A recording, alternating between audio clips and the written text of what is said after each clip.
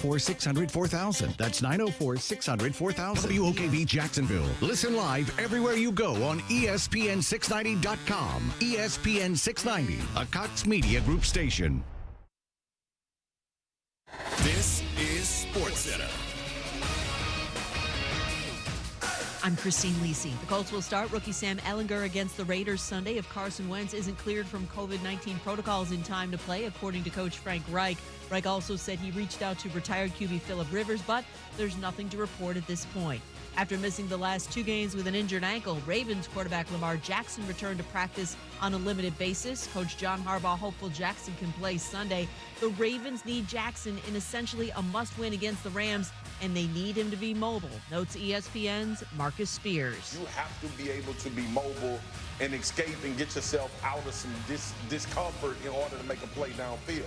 If Lamar has the ability to be who we know Lamar to be sudden, to be quick, to be able to process fast when a play is breaking down, and when he needs to create some of that magic, he'll be fine. 4 Bills activated from the COVID list, including receiver Cole Beasley. The NHL is modifying its COVID-19 protocols, shortening the standard isolation period for players who test positive for the virus to 5 days for U.S.-based teams.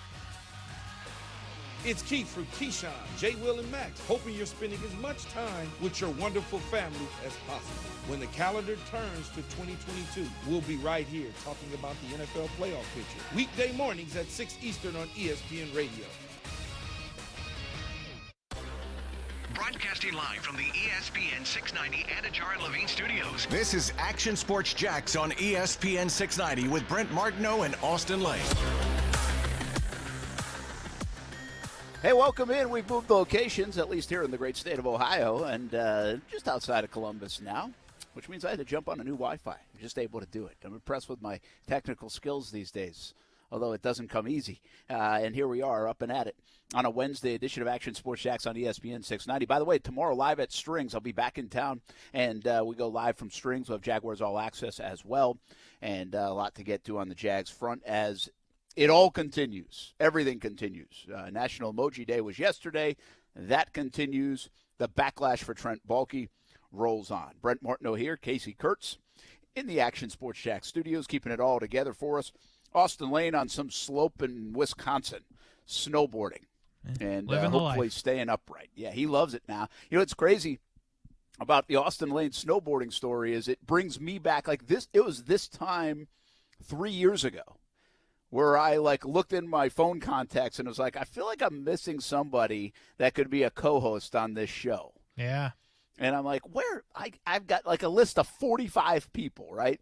And I'm like, I'm not taking it stealing anybody from the other station. I got so-and-so. I got a different idea here. I got, all this stuff. And it was really up to me to pick. I had the power here. And not a lot of money to play with, but the power. Right. And so I looked up my phone contacts, and let's see where Austin would be on my phone contacts now. I go to A, 2, 4, 6, 8, 10, 12, 14, 16. All right, maybe it's a little further down than I thought. So I got a lot of A's. It's an alphabetical order thing, right? Yes, I do. Okay. And so that's what I started with, though. I got Tyson Alualu here. I know he's playing. So he wasn't going to be my co-host. Is this going to be a weird flex segment where you talk about your contacts? Nah, not really. It's probably not as good as you think it is. Started out pretty strong. That's not bad. It's okay. So somewhere in here, I got to Austin Lane, and I was like, whoa, wait a minute now. That might work. And so I gave him a call, and I was like, hey, man, I haven't talked to you in forever. And we really hadn't. I hadn't talked to him in a long time. I knew he was still in Jacksonville, but I didn't know what he was doing other than the fighting game. And so, it turns out, I'm like, just a shot in the dark, what are you doing and would you have any interest? And he's like, hey, I'm driving Uber right now just because I'm bored. Well. Not because I really need to, because I'm bored. And so I was like, all right, well, that's good to know because I don't have a lot of money to play with. You might make more driving Uber. Probably. Yeah.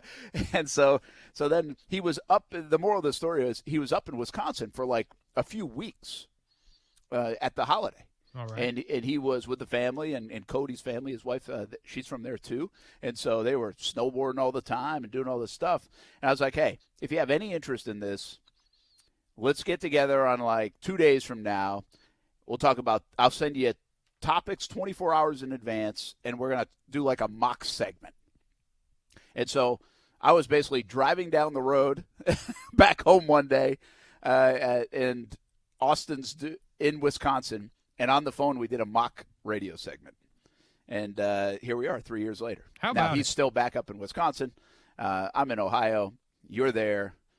And welcome everybody to the show. What a story, So that's, hey, listen, I know we got some new listeners over the years. They probably hadn't heard that before. That's true. It's a good And call. so we're going on a 3-year anniversary. We're actually looking on like the week of January 14th will be our 3-year anniversary. Can't believe we've made it this far. And we're heading into 2022 strong. And so we are actually looking to do a little get-together anniversary party again. We'll see where COVID's at and all the rest, but that is a plan, so stay tuned for some details. But unless I get an email in the next couple of weeks, we are going to make our 3-year anniversary. Yeah, we are. Which some marriages, it's amazing they make it that long. Well, yeah, that's fair. But for our show, it might even be a better story than some marriages. Oh, 100%. Yes. It's definitely the odd couple.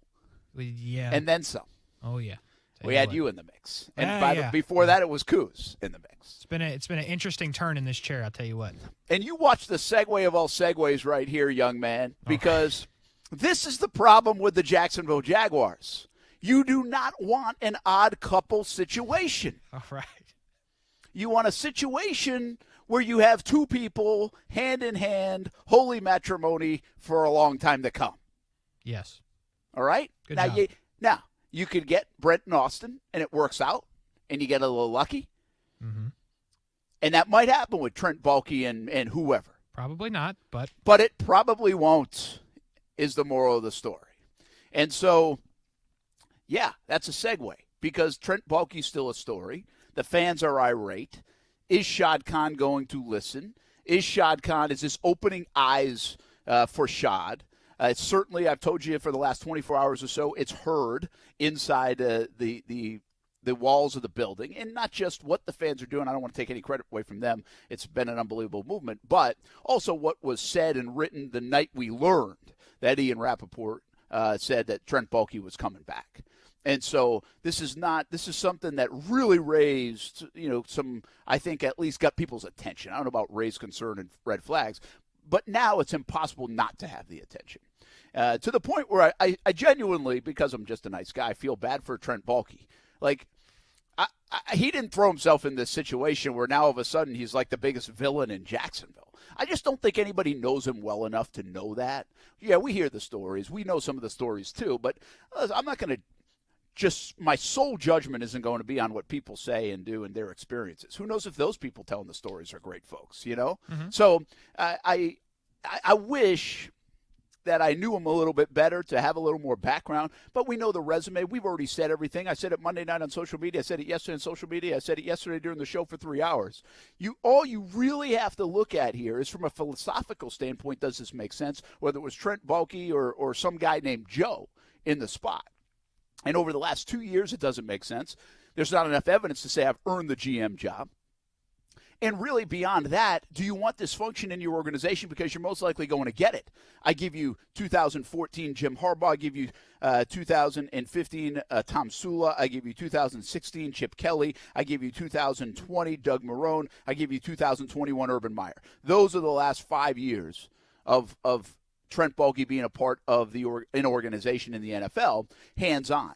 And while that probably wasn't all his fault, I just don't like the connection. And like I've said, guilty by association, give me something else. This place needs like a defibrillator of sorts, right? I mean, this place needs to be reset and flush it and start over. And keeping Trent Baalke around doesn't make sense. I think we all agree on that. In fact, I don't know if we've ever agreed on more. Yeah. Like, I really don't. As a city, yeah. I mean, without even seeing anything else transpire, I don't know if we've ever agreed on anything more. It's really unbelievable what has transpired over the last 24 hours or so, 36 hours. Yeah, I mean, look, at the end of the day, if nothing else, you can say that Jacksonville likes to be the end of some jokes in the national media, but there's fans here, and they care. So I think that's an interesting subplot is what happened here. But, yeah, everyone on the same page. It's kind of a weird thing to happen in the world today. Now, granted, not on the same page for necessarily a good reason, but sometimes it's good to just see people on the same page. I I've told you for the last couple of days, I don't think Trent Baalke will be the GM in 2022. I hope you're right. With everything going on, do you think it's as done of a deal as maybe the report said it is and people now assume it is?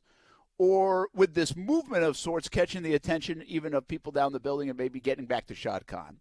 Or, we'll get into this in a moment, but Dan Quinn saying, according to Adam Schefter, he's not going to interview for the job, even though they requested permission to interview. And Dan Quinn could have got back in Jacksonville, a place he's familiar with, obviously Northeast Florida, much like Urban Meyer was with the Gator days. He's certainly familiar with this region. There would be plenty of reasons to take the job if you're Dan Quinn. And now he's saying no. Has it changed your mind at all that Trent Baalke will be the guy in 2022, or what's your gut say?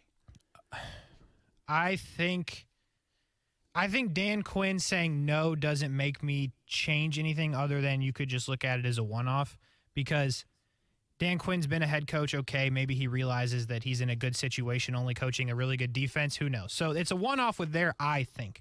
If this becomes a reoccurring theme, then yes, you have to reevaluate where you are if you're Shad Khan. But you have the interview with Doug Pederson set up. Who knows where Doug Pederson ranks on the list of candidates from 1 to 10. If he's number 1, then great. If he's number 10, then uh-oh. But also that nothing else has came out. Like Rappaport said what he said, and everyone loses their mind, and we're all just kind of waiting for something to be said other than from you or any other media person. The Jags haven't said anything, which I guess they don't really have to if it's a true situation. So yes, unless other coaches are telling you consistently, I don't want to interview here, I think he will be the GM. That's interesting. I just don't. Again, I do think a little bit of this is, on my part, denial, but I also think the Jags have an out here. I've said this for the last couple of days. There was a report that said they would retain him. Retaining means, okay, hey, you still got your gig, because guess what? I'm paying you to do your gig. Doesn't mean I'm not going to fire you. Right? I mean, the language is important here. And I think the language of Ian Rappaport said, everybody was like, oh, here he is, automatic next September. He's going to be like the GM and walking the sidelines when the Jags play a football game. I don't think that necessarily said it. I didn't believe it from the get-go. I thought there was wiggle room for Shad Khan to get out. Now, with the idea that Dan Quinn says no to the job, is that the first or the last person that says, hey, I don't want to be interviewed because of Baalke and the situation, potentially, which I think, by the way, is stupid, and I'll get to that in a minute why, or because of this fan outrage. And again, I think what Shad Khan listens to more than all of us around here, quite frankly, I think he should listen to us a little bit more, because we got a fun show, Shad. But we do, yeah. I think he listens to the national guys. And I think guys like Albert Breer and others have come out and said they're hurting themselves by doing this. And I think sooner or later, as word filters and people talk, and like I texted or tweeted the other night, my phone was blowing up the minute it was announced. Can you imagine what Shad Khan's phone was like? Yeah. And what about Tony Khan, who has a good pulse? We had him on the show yesterday. Go back and listen to the interview. Action Sports Jax on ESPN 690 podcast. You can subscribe. And so I think when you take all that, there was enough wiggle room where the Jags did not ever release a statement saying, hey, Trent Baalke will be back. Keep in mind, when Dave Caldwell and Doug Marrone came back in the final year of which would have been 2020, there was a statement issued by Shad Khan, I think right ahead of the last game of the year maybe, that said Doug Marrone and Dave Caldwell are coming back. Didn't it happen like minutes after the game ended? Maybe that was it. I think maybe it was right after the minutes. Yeah. So he said these guys are coming back. Well, Shad Khan, I know the season isn't over, and so maybe that's why Shad Khan hasn't issued any kind of statement. But there's obviously some things in motion right now, and we have not seen that statement from Shad Khan to confirm the report, say it's true, here's my statement, is my endorsement, here's what's happening. We haven't seen it. And when you don't have that, whether he was thinking it, was going to do it, or not, he still has wiggle room to get out.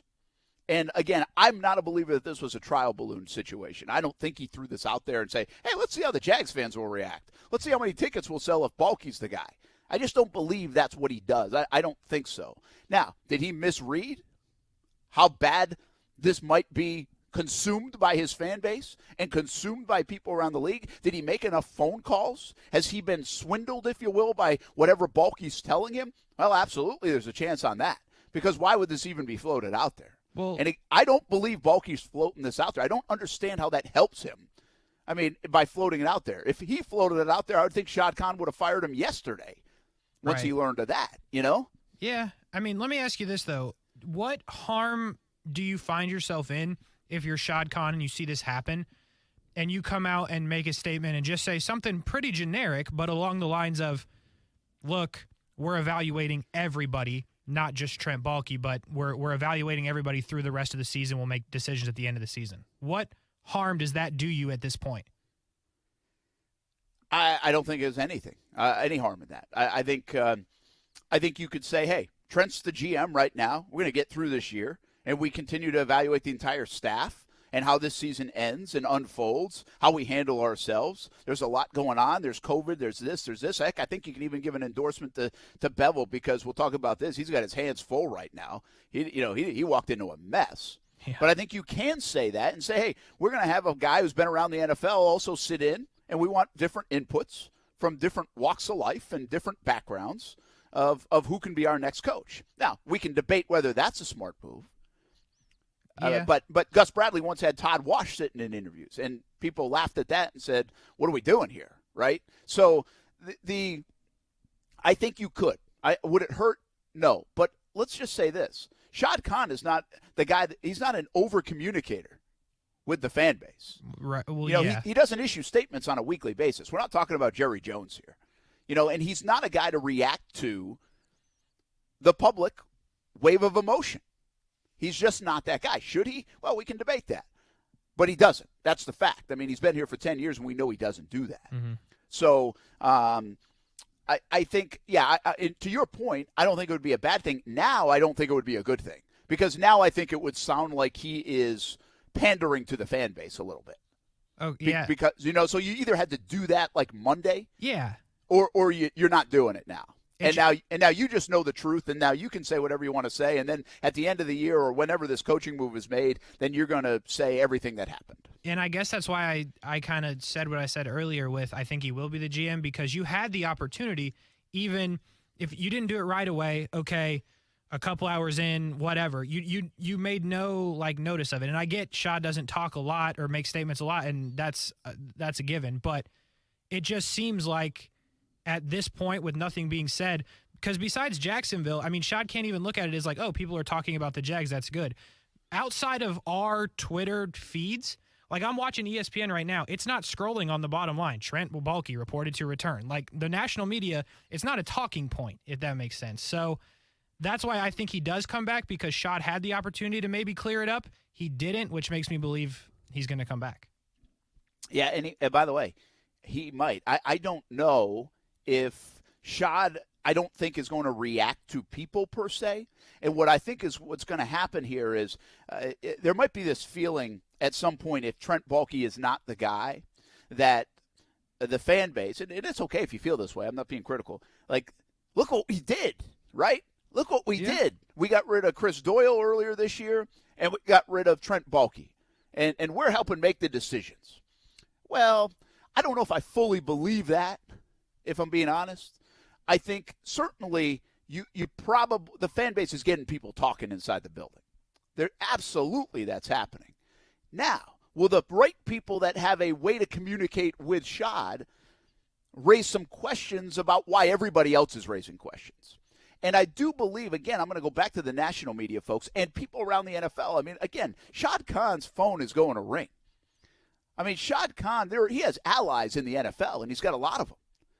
And people might be like, hey, you really sure you want to keep Baalke? Like, I don't think people want to root against Shad Khan and the Jags. And they're certainly not afraid of him right now, the way they sit. So I just think people talk. And whether it was this movement that got people talking, or whether it was Trent Baalke, the report of him being retained, got everybody talking in the league circles and national reporters and others, there has been enough stuff out there now that even if it's not on the ESPN bottom line, Shad Khan is hearing it. Shad Khan now is saying, all right, why is everybody questioning this so much? And, oh, by the way, I have not released anything that said he's coming back. Let's investigate this a little further. And then he could do what all of us have kind of said. Hey, give 2 people outside the building and 2 people inside the building a call and see if you get any endorsements here. Yeah. Because, quite frankly, if Shad Khan picked up the phone and called about 10 people or 5 people outside of Trent Baalke and his family, I just don't know who would endorse. I have not heard one person say, hey, Brent, you're wrong here. Hey, Brent, what about this? Here's a good reason. I have not heard any of that. And I've talked to enough people over the last few days about this. And I think other people have talked to people. And I don't think they're hearing that. And so, again, that's how it's going to – I think all this negative attention is going to be a good thing and lead to a way that Trent Baalke is not the guy and they hit the reset button. I believe that to be the case.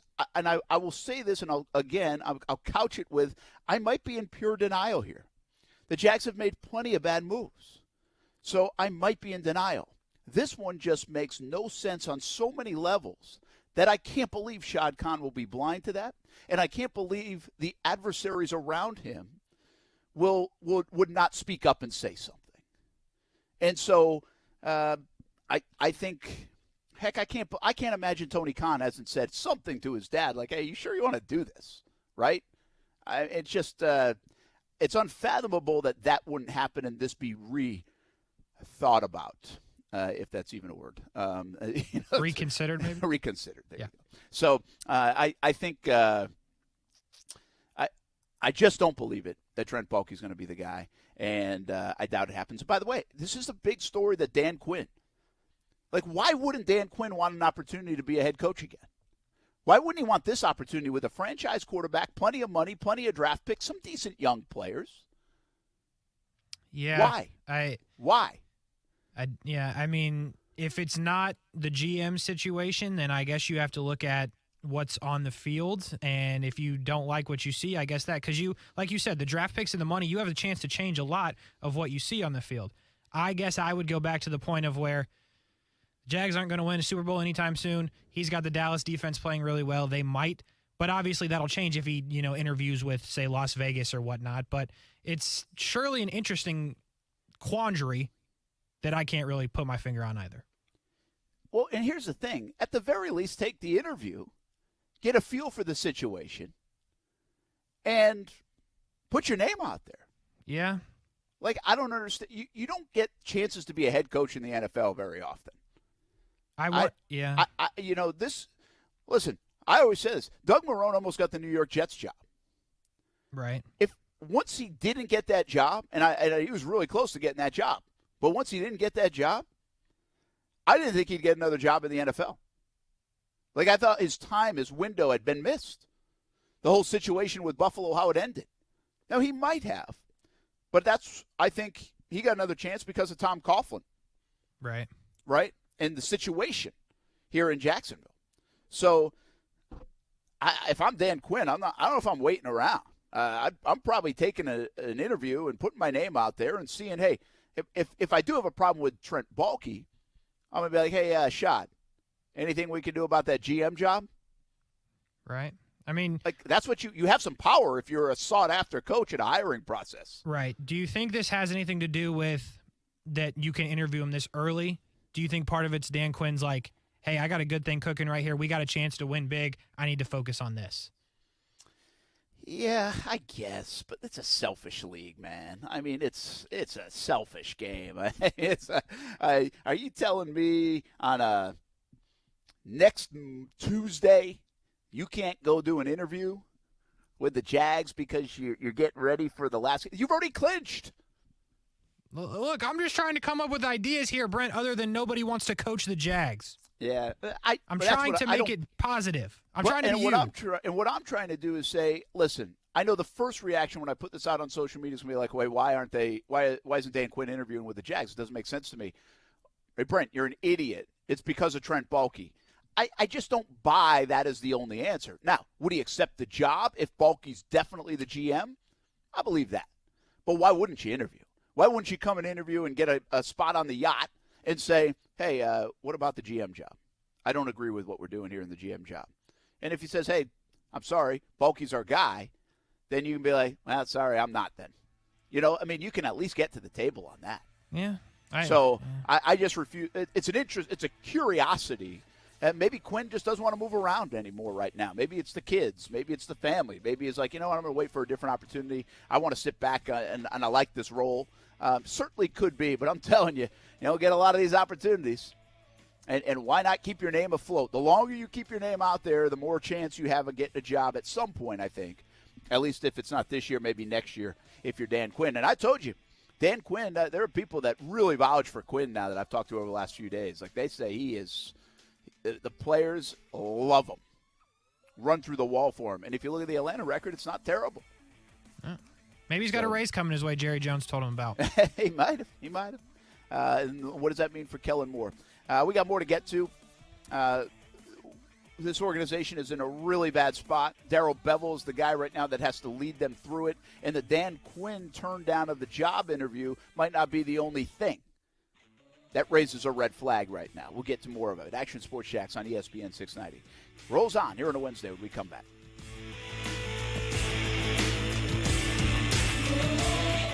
Now, the First Alert forecast on ESPN 690.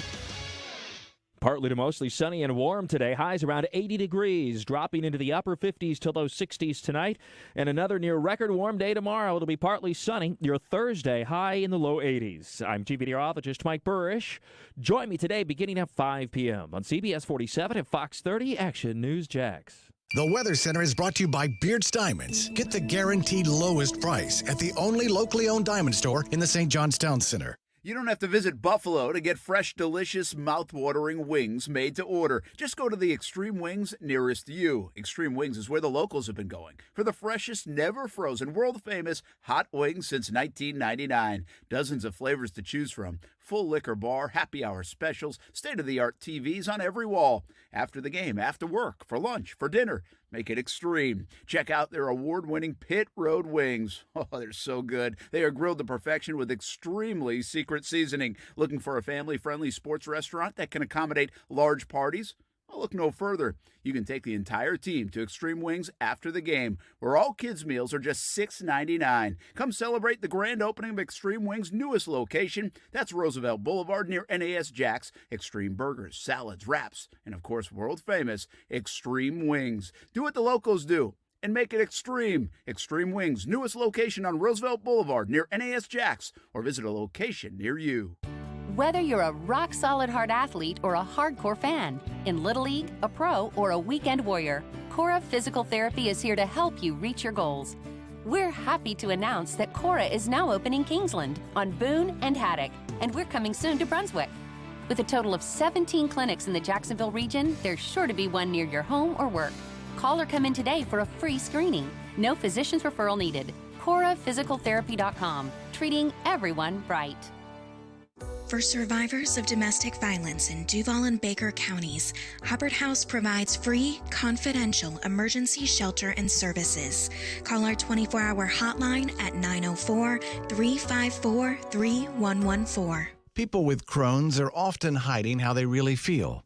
Dr. Munaz, gastroenterologist at Borland Groover here in Jacksonville, wants to change that. Learn more about potential treatment options by contacting Encore Borland Groover Clinical Research at 904-680-0871. That's 904-680-0871. Also at EncoreDocs.com under Enrolling Studies. Voted best gift of the year for golfers by the ESPN 690 Golf Enthusiast Review Board. Want to make the golfer in your life love you even more? Order the 2022 ESPN Dream 18 card for just $69. Big discounts on golf all year. Golf courses are raising their rates with the recent boom. The Dream 18 card has even more value now. For less than dinner for two at your favorite upscale restaurant, you will receive tremendously discounted rounds at some of the area's best golf courses. Golf Club at Southampton, St. John's Golf and Country Club, Hidden Hills, Osprey Cove, the Yards added this year, Amelia River Golf Club, Eagle Landing, Fleming Island Golf Club, and Queens Harbor Yacht and Country Club. Plus, you'll receive a free smoothie from Smoothie King, a free hat from Dome Hats, a free shirt at Baker's Sports, and a discount on a purchase at Palm Beach Autographs. Play 2 rounds of golf, and the card pays for itself. $69, that's it. Some of the proceeds go to the Dream 18 charity as well. Buy the card at Action Sports Jax, Dream18.com. Supplies are limited. Go to Action Sports Jax, Dream18.com. The right time for the best water is right now. CGC Water Treatment wants to make sure your family's water is clean, healthy, and tastes great. CGC Water's done that for my family for a handful of years now, and it all starts with a Connecticut system. American-made and installed by the pros at CGC Water Treatment. Contact CGC Water Treatment now for your free water test. Connecticut systems remove up to 99% of contaminants. Remember, if you're not filtering your water, you are the filter.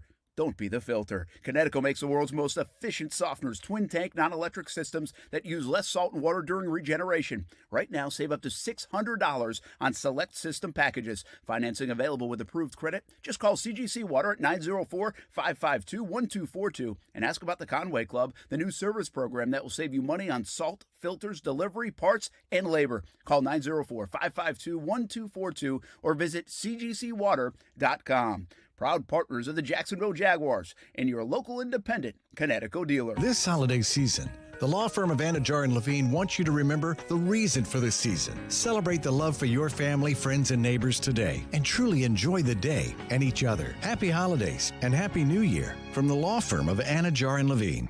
Hey, what's up, everybody? It's Austin Lane from Action Sports Jax on ESPN 690. Smart speakers are becoming part of everyday life, so why not use it to listen to the radio? Tell Alexa, Google Home, or any other speaker to play ESPN 690. Give it a shot weekday afternoons from 3 to 6. Yeah, I mean, obviously you hear things, and I try not to dive too deep into all that right now. That's not my focus. You know, I need to just work on trying to win these last two games, and it's gonna take everything we got. We've got two really good teams coming up the next 2 weeks, so just focusing on that right now. Obviously, you see and you hear things, but right now my job is to go and try to win some games. So I'm just trying to push that off, and just focus on this season, finishing strong. That is Trevor Lawrence. You know what I really appreciate about Trevor Lawrence? I can't imagine. He does not. There are plenty of people that kind of lie to you when they're at these news conferences. And by the way, I would call them like fibs. You know what your mom used to say? You fibbed. Oh yeah. And the reason that is because you kind of have to sometimes. Like he even said it like a few weeks ago. He's like, listen, I'm going to try to tell you as much as I can, but I can't tell you everything. Right. Right? He's like, I'm not going to lie to you, but I can't tell you the whole truth. Like, he said it. And I just appreciate that, like, even in this, he's like, he basically is like, I see all the emojis. I mean, that's what he basically said. Yeah, pretty much. He's like, I see all the buzz. I see what people are talking about. I'm not blind to it. Well, other people be like, I'm in a bubble. I don't know. I'm just By the way, it's even harder right now because those guys aren't even in the building altogether all the time.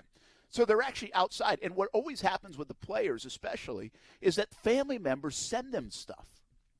Like, right, Trevor Lawrence's brother, and this might be a bad example, so don't mind me, Trevor, and the Lawrences. I'm just using this as an example. But Trevor Lawrence's brother might be all over Twitter and saying, dude, you see this? Is this true? Like, and he might say that like 5 times a day to him. That would be tough. Like these people have, like James Robinson, when he was on our show, he has 2 little sisters. They're like 10 and 11 years old. So pretty much all they're doing is on social media. Well, I don't know if they are at 10 and 11, but you get my point. Like, you can be like 20-something years old as a player and have like a 16-year-old brother or sister. Yeah. And all they do is live on social media. And by the way, the moms and dads, they all are on social media because they really are looking for the positive stuff and they want to keep up with their kid. And instead they get all this other stuff, Yeah, so that's brutal. I just appreciate that Trevor is like, listen, guys, I hear it. He's basically like, it's a mess. Can you imagine if like Trevor's family is kind of out of touch? They go on Twitter for the first time. It's just straight up that emoji. They're like, what is happening? Listen, it's still kind of weird on my timeline. I'm confused. To see it all. It's very, like you said, it's very confusing because everybody looks the same now. Yeah, I'm just trying to figure out who's who at this point. But I won't be issuing any statements of why I'm not changing my emoji, okay? Please don't. Please. I mean, it's a little unnecessary, don't you think? I think it's a little over the top. Yeah.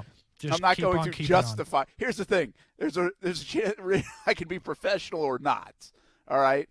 That's the bottom line. That's not a statement. That's just a tagline. Yep. You can be a little professional in this or not. We see it too. But you're not getting me to change my profile picture. Got to do more than that to get to Brent A.S. Jax. You better believe it. You do. I can be bought in a lot of ways, by the way. Hey, just update on the COVID list. The Jags are placing Cam Robinson on the COVID list. Cam Robinson, who else? Dylan Moses. Yep. And I'm missing somebody. Yeah, definitely somebody else. Jadon Mickens. Jadon Mickens as well. So that's pretty much everybody then, huh? Who's not on it at this point? Trevor. Yeah, Trevor, thankfully. What you got to start to wonder now, Ben Barch was on it. Linder's on it. Norwell's on it. Cam Robinson is on it. Yeah. You've got the best defense in the league you're playing on Sunday. I think I told you on Monday, even before two of them weren't on it, I wouldn't play them. And I don't agree with you. Still? I'm rethinking this like Shad's rethinking Trent Baalke. Yeah, probably a good idea. Maybe reconsider, huh? I mean, first of all, let me just say something. We're going to get back to the coaching search and all this stuff. We have so much to talk about. I mean, in a weird way, it's a hell of a radio week, isn't it? The job that Daryl Bevell, I listened to his news conference today, and I'm like, my gosh, if I could send that guy a Christmas card and give him a hug, I think I would. I mean, what a terrible situation for Bevell, especially as trying to lead this thing, but even the entire staff to be in. Like, they did not sign up for this. You know, they wanted to be a part of something to change it and special, and Urban Meyer made a mess of it. And now from COVID world to not being in the building to so many people maybe being out to being 2-13 to having to go to play the Patriots of all teams in December in Gillette when they're in the middle of a race that they have to win. I mean, this score is going to be disgustingly bad on Sunday. And I mean, I just can't think of a worse situation to be put in.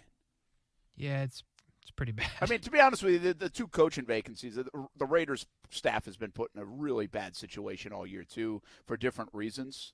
But, yeah, I mean, these two coaching vacancy jobs, I mean, you got to feel for the coaches that have taken over and tried to keep this thing right. And, of course, the Raiders had a longer time to do it. Jags just trying to get to the finish line.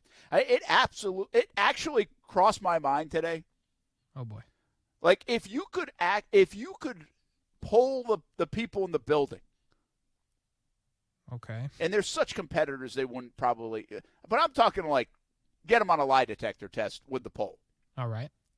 You can forfeit the game on Sunday and not take the trip to New England, or you go play it with the situation they have. What would they decide?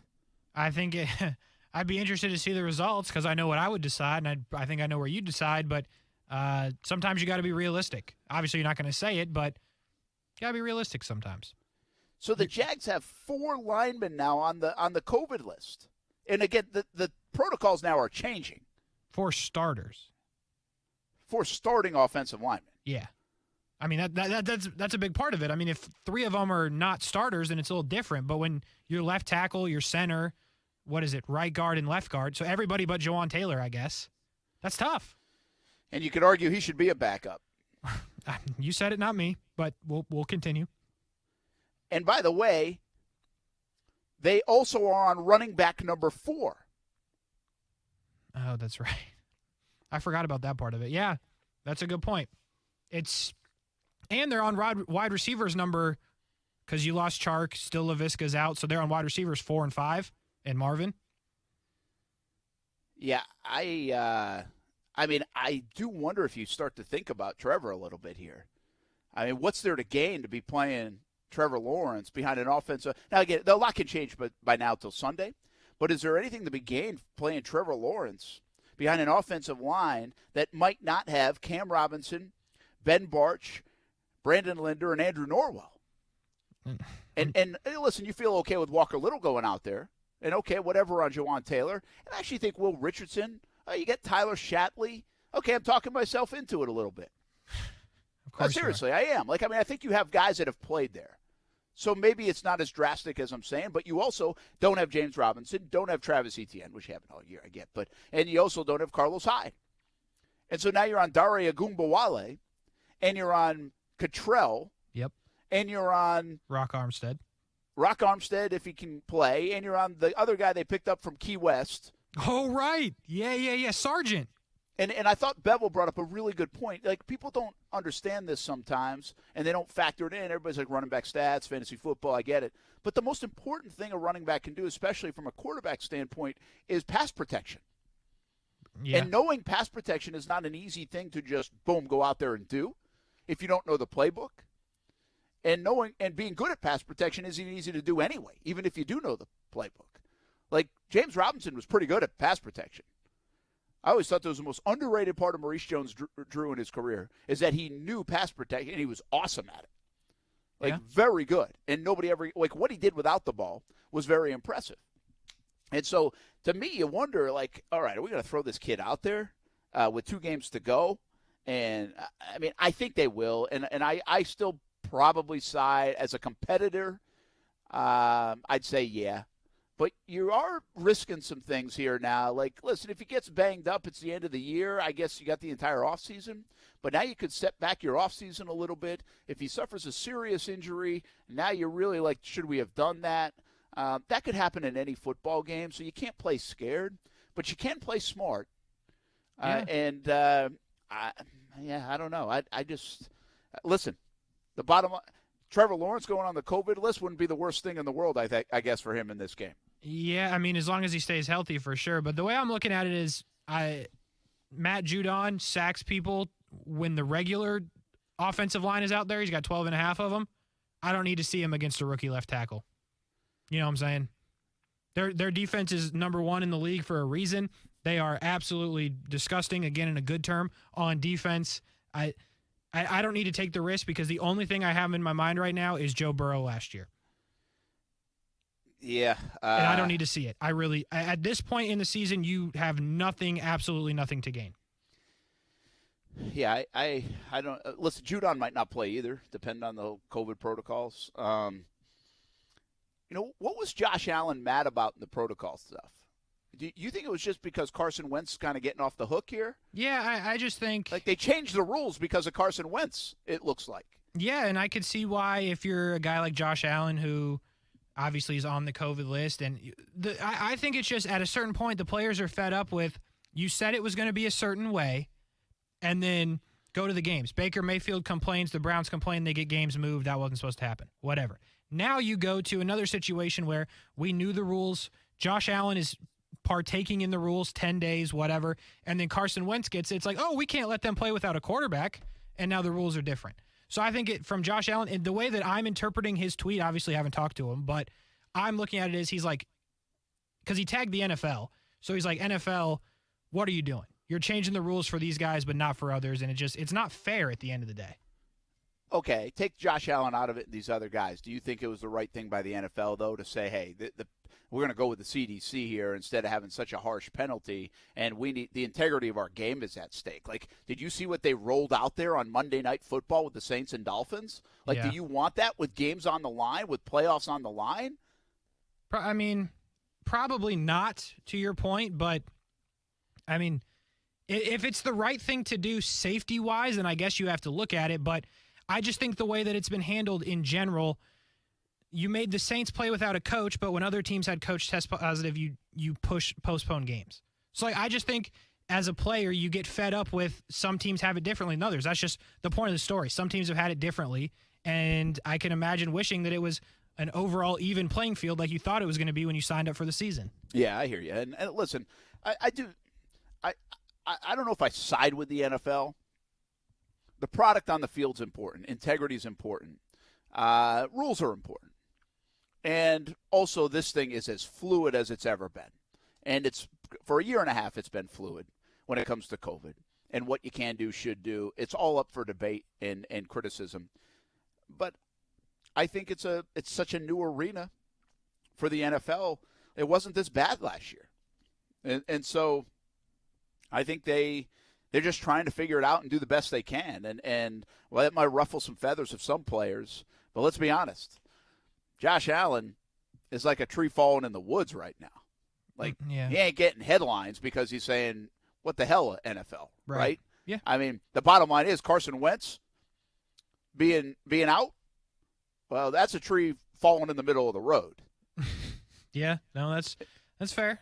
Absolutely. And so, and I love Josh, but I mean, that's just the way it is right now because they're in the playoffs and those games matter and all this stuff. So we'll see what happens. But it could benefit the Jags, too. I mean, they need some players back to be able to be competitive to go play the New England Patriots. Yeah. And it could benefit Josh Allen where he plays this week and he would have had to sit out.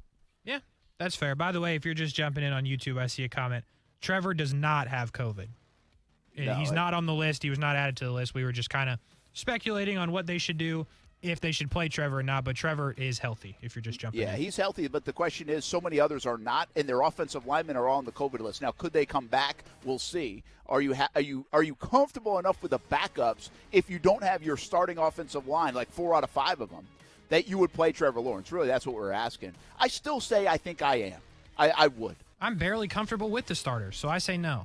But I will say this. You open yourself up to really ask that question in 2 months and be like, or 3 weeks, be like, what the hell were we doing? Like, why did we do that? I mean, what are you going to gain from it? That's the way I look at it. More experience is great, but he's grown a lot this year. I think we can say on and off the field. Just let him sit this one out. Yeah, but they're not going to – you can't duck it. And again, if he's on the list, it's one thing. If he's healthy, they're going to play. Anybody, that's a bad look, to just say, okay, we're not going to play. We're afraid he might get hurt. Yeah. I mean, it's already been a bad month for the Jags from a PR perspective. That might even put a cherry on top. We'd have to get a new emoji. I don't know what it would be. Another emoji, yeah. We'll be back. Action Sports Jax on ESPN 690. So much to talk about. Who else is on the list? Anybody else going to say no? Where's the Jags head coaching search leave? Doug Pederson tomorrow. Give him the job, maybe. We'll talk about it when we come back.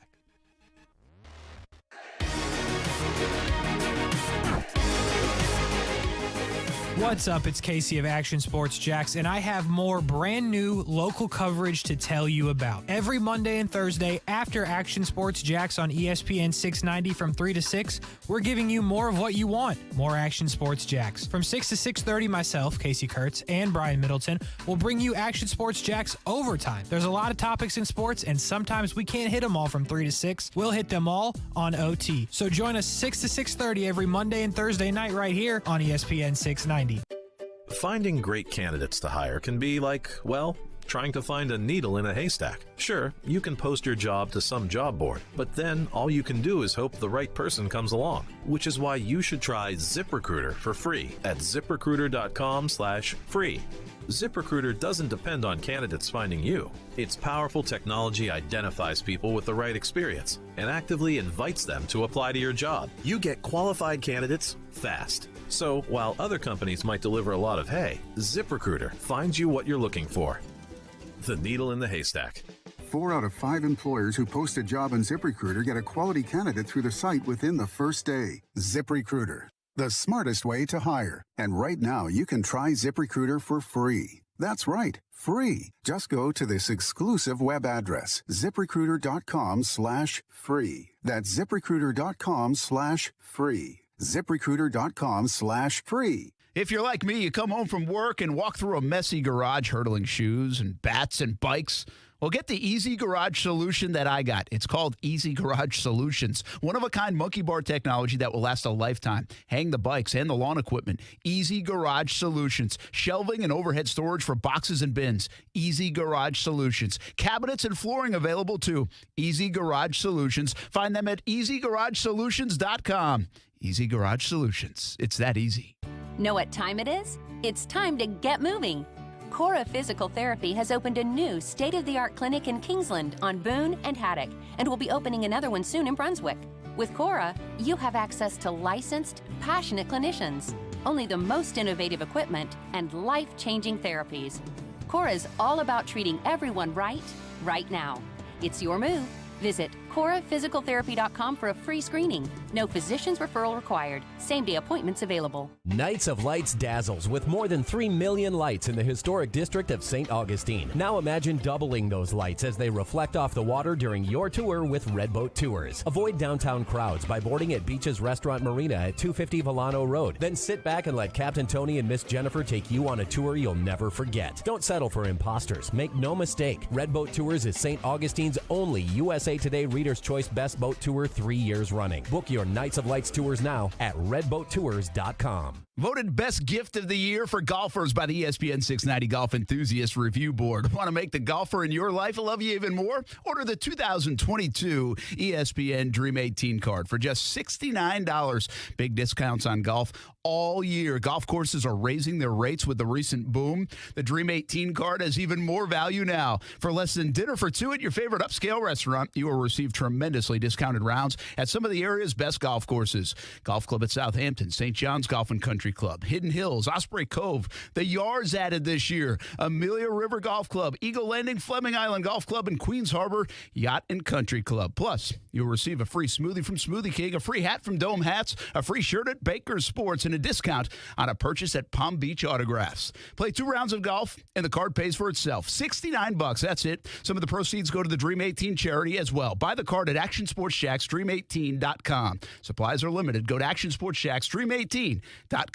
Got a business trip, long weekend, or maybe you just really want to try that new Toyota before you buy it? Then get it all when you rent a Toyota from Arlington Toyota. With easy online reservations and rental rates as low as $19.95 a day, there's nothing stopping you from hitting the open road in a new 2021 Toyota. So rent a Toyota from Arlington Toyota. Try it before you buy it and reserve your rental online at arlingtontoyota.com today.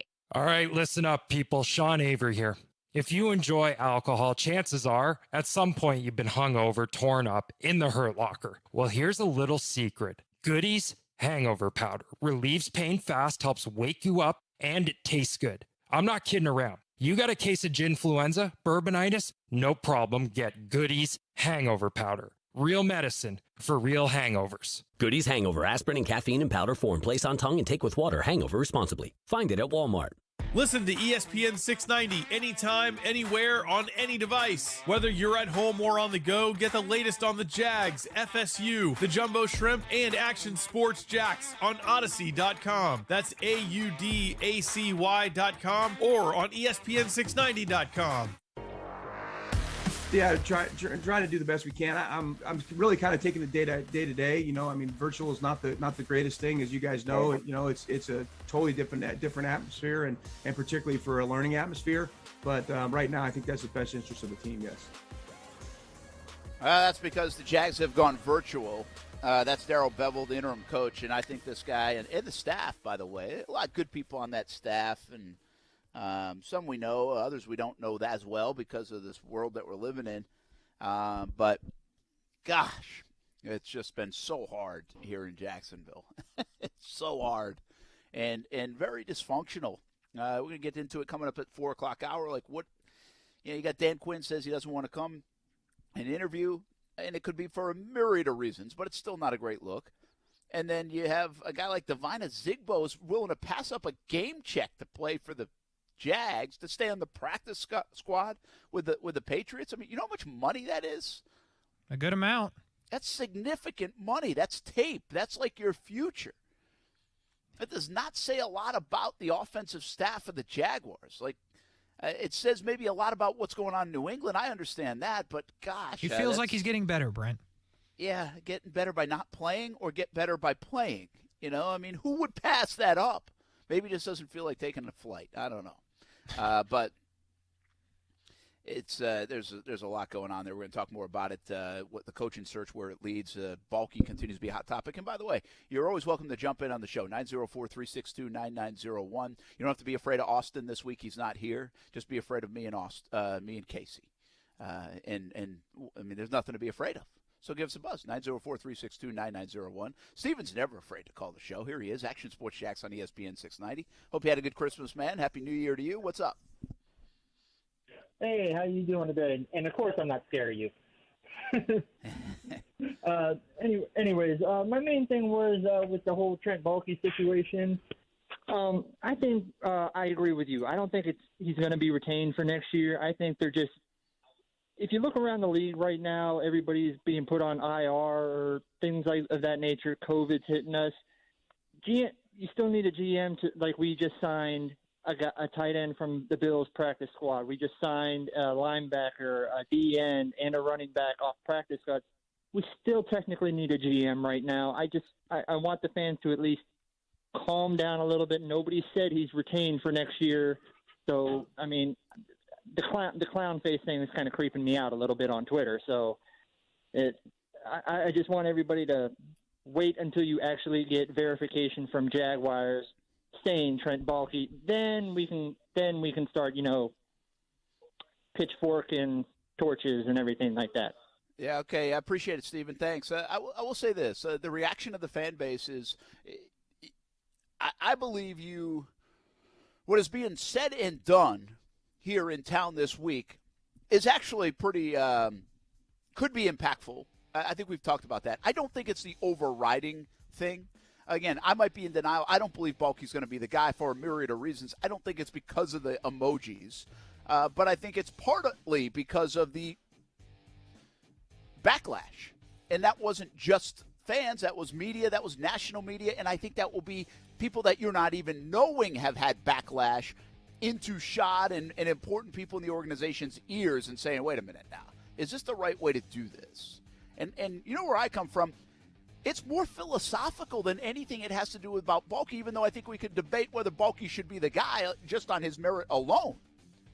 But I do believe it's more philosophical for me, like reset the button or hit the reset button, start it over, flush it, and get it figured out. Dan Quinn doesn't want to be a part of it. Why not? Who else will be a part of it? Doug Pederson about to interview. How will that go? Let's talk more about it. Action Sports Jax on ESPN 690 when we get back.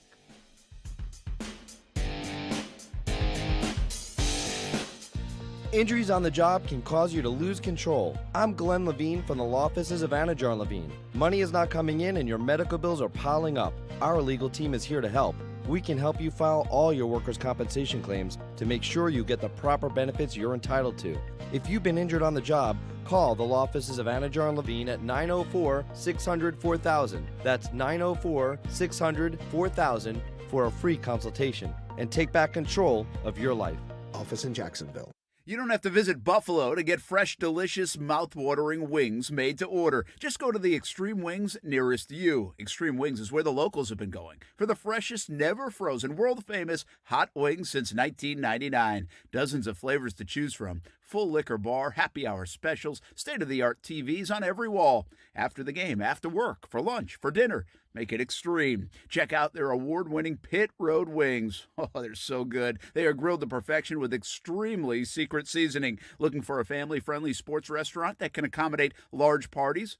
Well, look no further. You can take the entire team to Extreme Wings after the game, where all kids' meals are just $6.99. Come celebrate the grand opening of Extreme Wings' newest location. That's Roosevelt Boulevard near NAS Jax. Extreme burgers, salads, wraps, and of course, world-famous Extreme Wings. Do what the locals do and make it extreme. Extreme Wings, newest location on Roosevelt Boulevard near NAS Jax, or visit a location near you. As you count your blessings this season, consider helping local kids and families in crisis through Daniel, Florida's oldest child service agency. Daniel offers counseling to abused children, connects kids with foster homes, and provides homeless teens with shelter.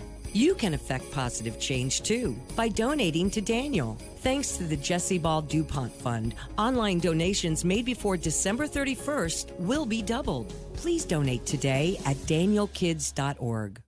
The right time for the best water is right now. CGC Water Treatment wants to make sure your family's water is clean, healthy, and tastes great. CGC Water's done that for my family for a handful of years now, and it all starts with a Kinetico system. American-made and installed by the pros at CGC Water Treatment. Contact CGC Water Treatment now for your free water test. Kinetico systems remove up to 99% of contaminants. Remember, if you're not filtering your water, you are the filter.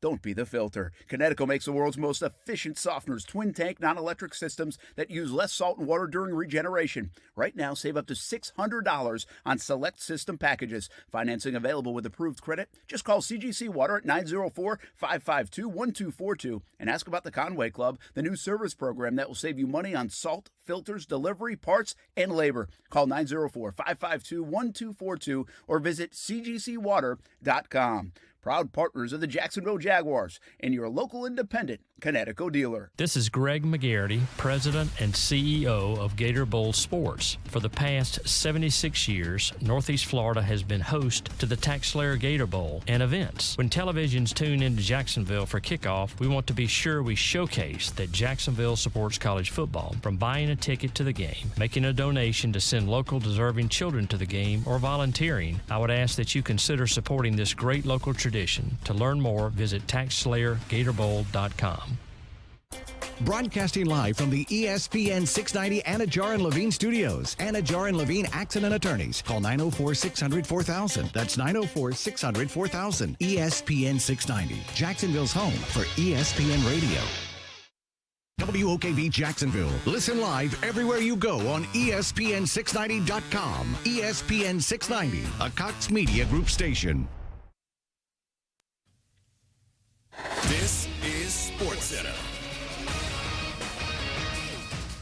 I'm Christine Lisi. Breaking news, the NBA postponed tonight's Heat-Spurs game. Miami doesn't have the league-required 8 players available due to COVID protocols. The Colts have a plan A and B when it comes to who their starting quarterback will be Sunday versus the Raiders. Coach Frank Reich says Carson Wentz starts if he clears COVID-19 protocols in time. If he doesn't, Sam Ehlinger would get the call. Indy, a game back of AFC South, leading Tennessee and 5th in the AFC, should be fine if the rookie plays this week, believes ESPN's Rob Ninkovich. They got a good defense. They're fast. They run well. Offensively, when you can kind of set the tone with your front and you're running the football, I think their backup can come in and they can manage and win out. And once they get him back, Carson Wentz, that is, he just has to get his confidence back, because when he's confident, I think that he's a really, really, really good quarterback. Rob Ninkovich on Barton Hahn. Reich also said he called retired QB Phillip Rivers, but there is nothing to report at this point. The NHL shortened its COVID isolation time for players on U.S.-based teams who test positive for the virus to 5 days. It's Keith from Keyshawn, J. Will, and Max, hoping you're spending as much time with your wonderful family as possible. When the calendar turns to 2022, we'll be right here talking about the NFL playoff picture. Weekday mornings at 6 Eastern on ESPN Radio. Broadcasting live from the ESPN 690 Anajar and Levine studios. This is Action Sports Jax on ESPN 690 with Brent Martineau and Austin Lane. Right now, we're still working through a ton of the COVID stuff that we have going on here. We added a couple more guys today, and we're still, what the main focus right now is is being able to field a team, get these guys out on the field, and we'll have to see later in the week how the new ruling is going to be able to affect us. That is Daryl Bevell, Jaguars interim head coach, and he's got his hands full right now. No doubt about it. Brent Martineau back here in Columbus, Ohio, actually in a little town called Alexandria, just outside of Columbus, Ohio. We're in Gahanna. That's where I was from yesterday and the day before. And tomorrow I'll be back in Jacksonville at String Sports Brewery. Come out, say hello. We'll have Jaguars All Access as well. 7 o'clock on Fox 30, immediately following our show from 3 until 6 p.m. Good to be back at Strings. Good to be back home in Jacksonville tomorrow as well. Gosh, I've only been away for like a week. It feels like an eternity. Not that we haven't enjoyed ourselves, but I think we're getting the most out of every day. Hey, I was actually going to ask you that, and I was going to save it for later, but since you brought it up, natural question. Hopefully your family's not in the other room listening, but if they are, feel free to answer how you would anyway. How much time is too much time with the relatives? We're on we figured this out over the years, and it's nothing to do. We like everybody. It's not, we've got good families and all that stuff. They're definitely listening in the other room. All right. No, they're not. I don't think. I think they're actually outside, like playing ping pong or something in another room. But we figure about 3 days. Okay. So you got it down to a science then. Well, listen, I don't even have to. I'm with Steph's family right now, and we love being around them and hanging around. I really do love coming to Ohio. I usually get more. It feels like I get a more relaxing time in Ohio. I can think about some things or do some things. When I'm at home in Rhode Island, I feel like I got to go see people and friends and all that stuff. Right. So it's different. But from a family perspective, and we love them and everything, like it just feels like there's like a 3-day window. Yeah. Especially when I'm back home, that like listen, it can go longer. It's fine, but it's kind of like a cruise to me. It's interesting. Like it's fun, right? But I don't know if it's because of all the work it still exists on the other side. Yeah. And I partly feel that way. Like, I mean, I had like an hour and a half meeting earlier today right before the show, and I've been writing some stuff and doing some rundown. I mean, we're still working from here. You got to this time of year. I mean, if we're going to sneak away, you got to do some work as well. But, I think it's about 3 days. Like, and again, now we don't have anybody that has lived near us. We lived in Providence for 2 years, so that was back home for me. And Steph and I lived there. And then we were in Albany, New York, and that's when the kids were born and stuff too. So then we were 5 years there, but we didn't have family there. Nobody was close. And now we've been in Jacksonville, and nobody's close. So people come down and visit, but I guess we're kind of used to not being around family that much. I'm with you. And maybe they're used to not being around us. Yeah, that's true. I just asked because ours is like when all of our like relatives get together, it's like 45 minutes tops, and then we're good. Yeah, I think there's an element to that. I mean, again, I feel like there's a good 3-day window. Here's the other thing, and I really tried. We surprised everybody going back home Thanksgiving at my place, and part of the reason I did that is because I feel bad when everybody's got to adjust their schedule to us. Yeah, like I hear we you come saying. in, it's like, okay, drop everything you're doing. Brent and Steph and the kids are coming in town. So like you don't have to spend every waking minute with us. Like, it's fine. Like, if you've got some other things to do, that's cool. I got you. And so that was part of the reason we surprised like my folks and stuff, because I figured it was the holidays and everybody was going to be doing their own thing, and I didn't want everybody to change because of that. So it's a good question. Hey, that's what you get with me. And it's just all quality love. questions. It's all love. Oh, that's I feel good. like every time I hear that now, it's like, oh, love. Like Kelvin Smith used to say that. What the hell is Kelvin Smith doing now? That is a great question. I do wonder that occasionally, randomly, when I do too. drive by some certain areas of town. But I like, what is he doing now? Like, what happened to Kelvin Smith? Like, did he ever end up like anything in that case? I don't think anything like that. I don't think he's in jail, if that's what you're asking. Yeah, like I don't know where that landed. I got to ask our newsroom about that. Somebody's got to know. Kelvin, if you're listening, 904-362-9901. I mean, it's just all love. Dark, man. I mean, he's got to be back in Valdosta, unless somebody's seen him around Jacksonville. That's true. So I think somebody saw him like, oh, it's been a while though. Nah, that was like a year ago. We saw him at a high school football game. Yeah, that was you. All right. Yeah, and he, I mean, shoot, man, he looked like he weighed like 170 pounds. Yeah. So, and he already is kind of thin anyway, even in the NFL. But, man, I mean, just talk about ruining a career. It baffles me. But Kelvin Smith did it, got out, and it's gone downhill for him. But it's interesting. Once in a while, you're like, what happened to him? Like, I haven't heard that name mentioned in a while. 3 years probation. So he's not in jail, 100%. Oh, is that what he got? Was that the determining thing? Yeah. That was the verdict? May 21 of 21, ironically. Yeah, 3 years probation. Okay. So somebody knows where he is. Yeah, I guess so. It's not us. All right. Hey, Doug Pederson. Actually, before I mention Doug Pederson, I want to mention UNF Ospreys. Did you see this? They made up the game, Florida State, which was a guarantee game. That's a money game. That's important to UNF basketball. Well, then, so they make it up by getting Kansas State on board. And they're going to Kansas State. I think they actually went to Manhattan, Kansas today. Oh, jeez. And I think when they got there, I think the game couldn't go on. So they canceled it, and now they're canceling. They were supposed to play Florida National on the 30th, tomorrow.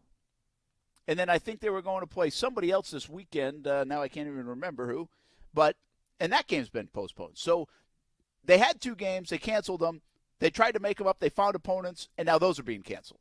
That's how crazy college basketball is right now. Yeah, that's tough. I mean, if you're a diehard to ESPN 690, which we appreciate, you obviously haven't heard any FSU basketball in a while. They're going through something similar. Yeah, it's a weird situation to be in, but that's super unfortunate if they went to Kansas. Like, that stinks. Like, overall, that's unfortunate, especially for a program like UNF who can't really afford to fly to Kansas for fun and then just come on back. Well, my guess is they probably got that part of it paid for. I would think, although I didn't check. It could have been UNF if they're already canceling the next game. Oh, yeah, that's a good point. Then it would be on them, right? Then it might be on them. Yeah. It's tough either way.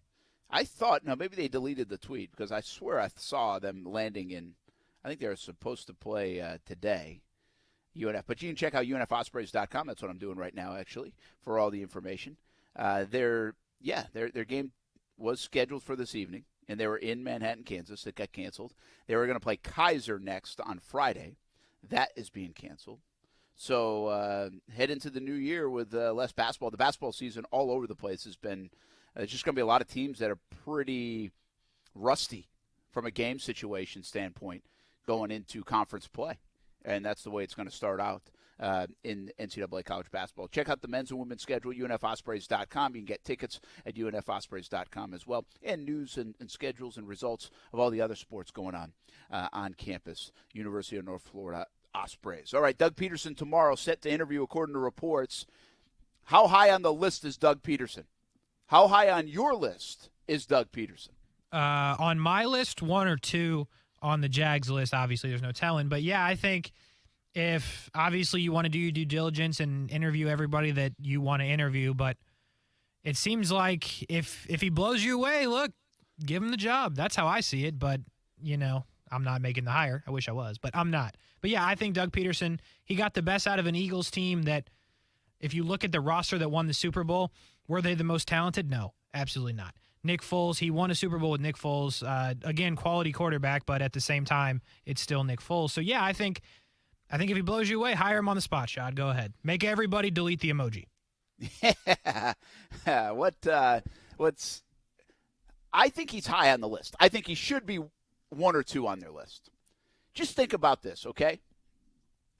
You got a Jacksonville Jaguars organization that has been pitiful, terrible, disgusting, gross, dysfunctional, all the rest. Yeah, keep going. Yep.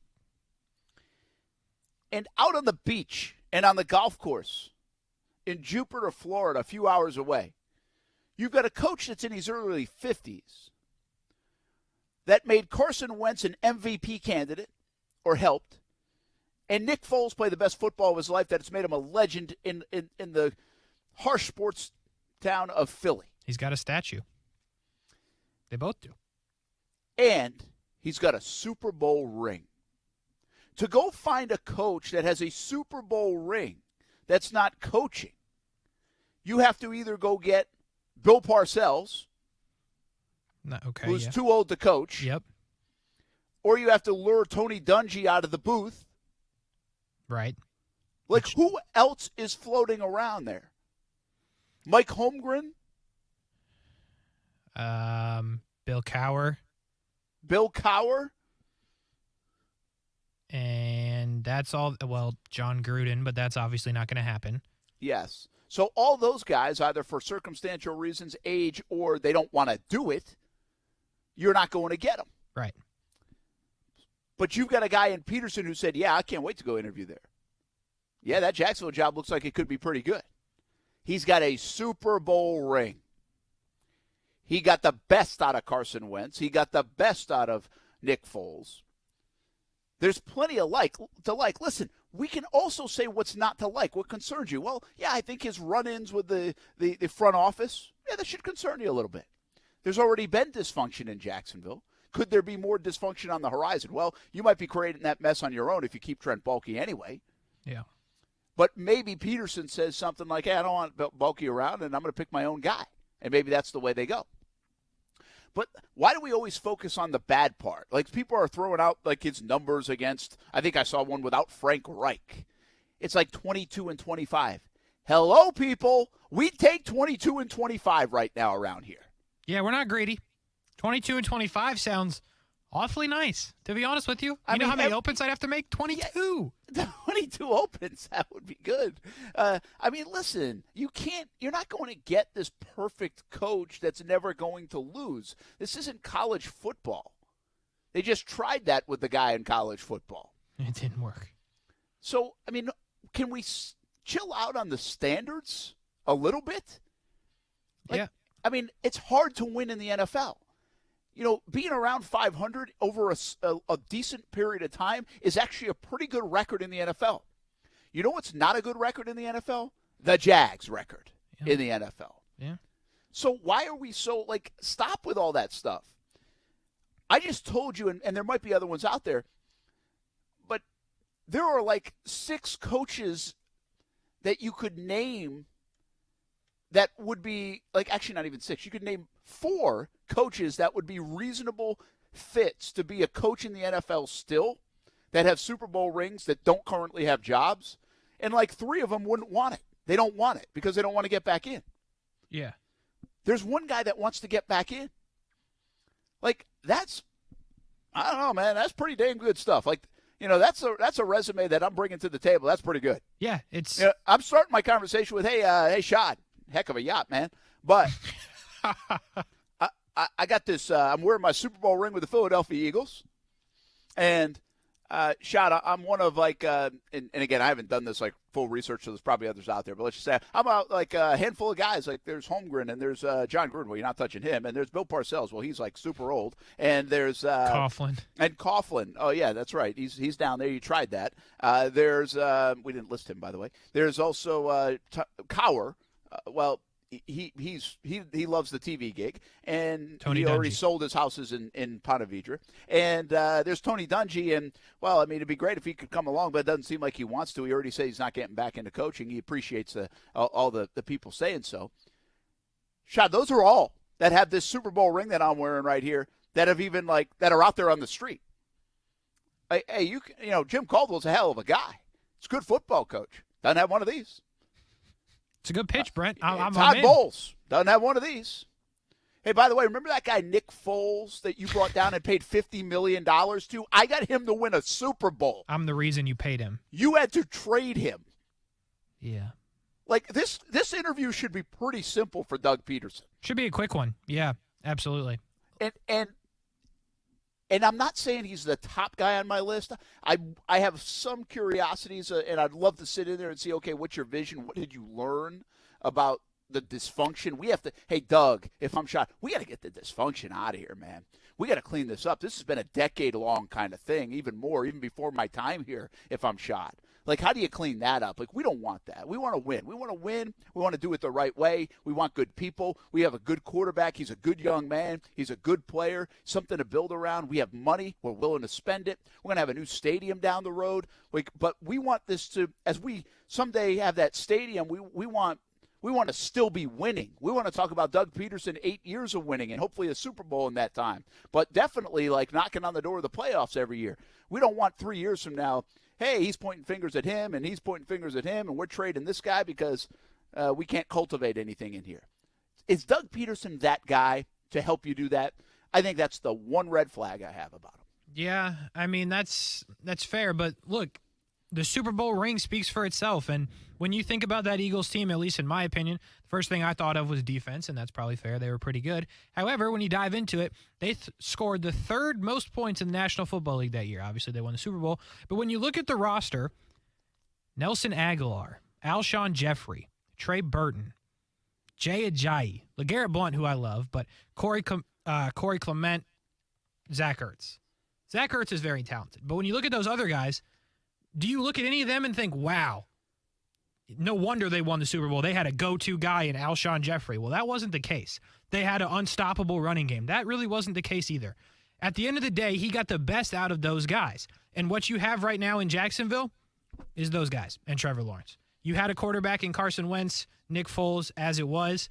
You have Trevor Lawrence. You have those guys. That gives me some hope. Yeah, and by the way, not only that, hey, Shad, have you ever heard of the Philly Special?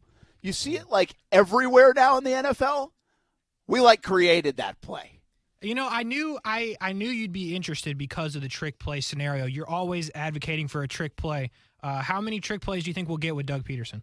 Yeah, I think good amount. I mean, listen, if I'm Frank Reich, I'm probably saying that was my play. But if I'm Doug Pederson, I'm saying, hey, see the Super Bowl ring? That was my play. Yeah, exactly. It all comes back to the ring, Shad. I mean, seriously, this interview, I'd love to listen to this interview with Doug Pederson.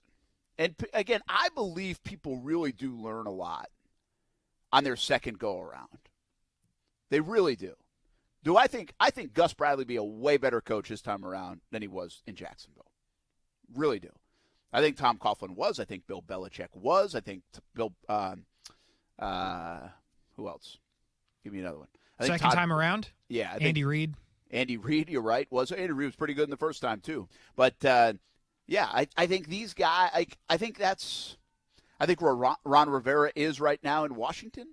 I think Jack Del Rio was in L.A. at the time. Mm-hmm. I'm sorry, Oakland at the time. Yeah. I think Todd Bowles will be. I think Dan Quinn will be.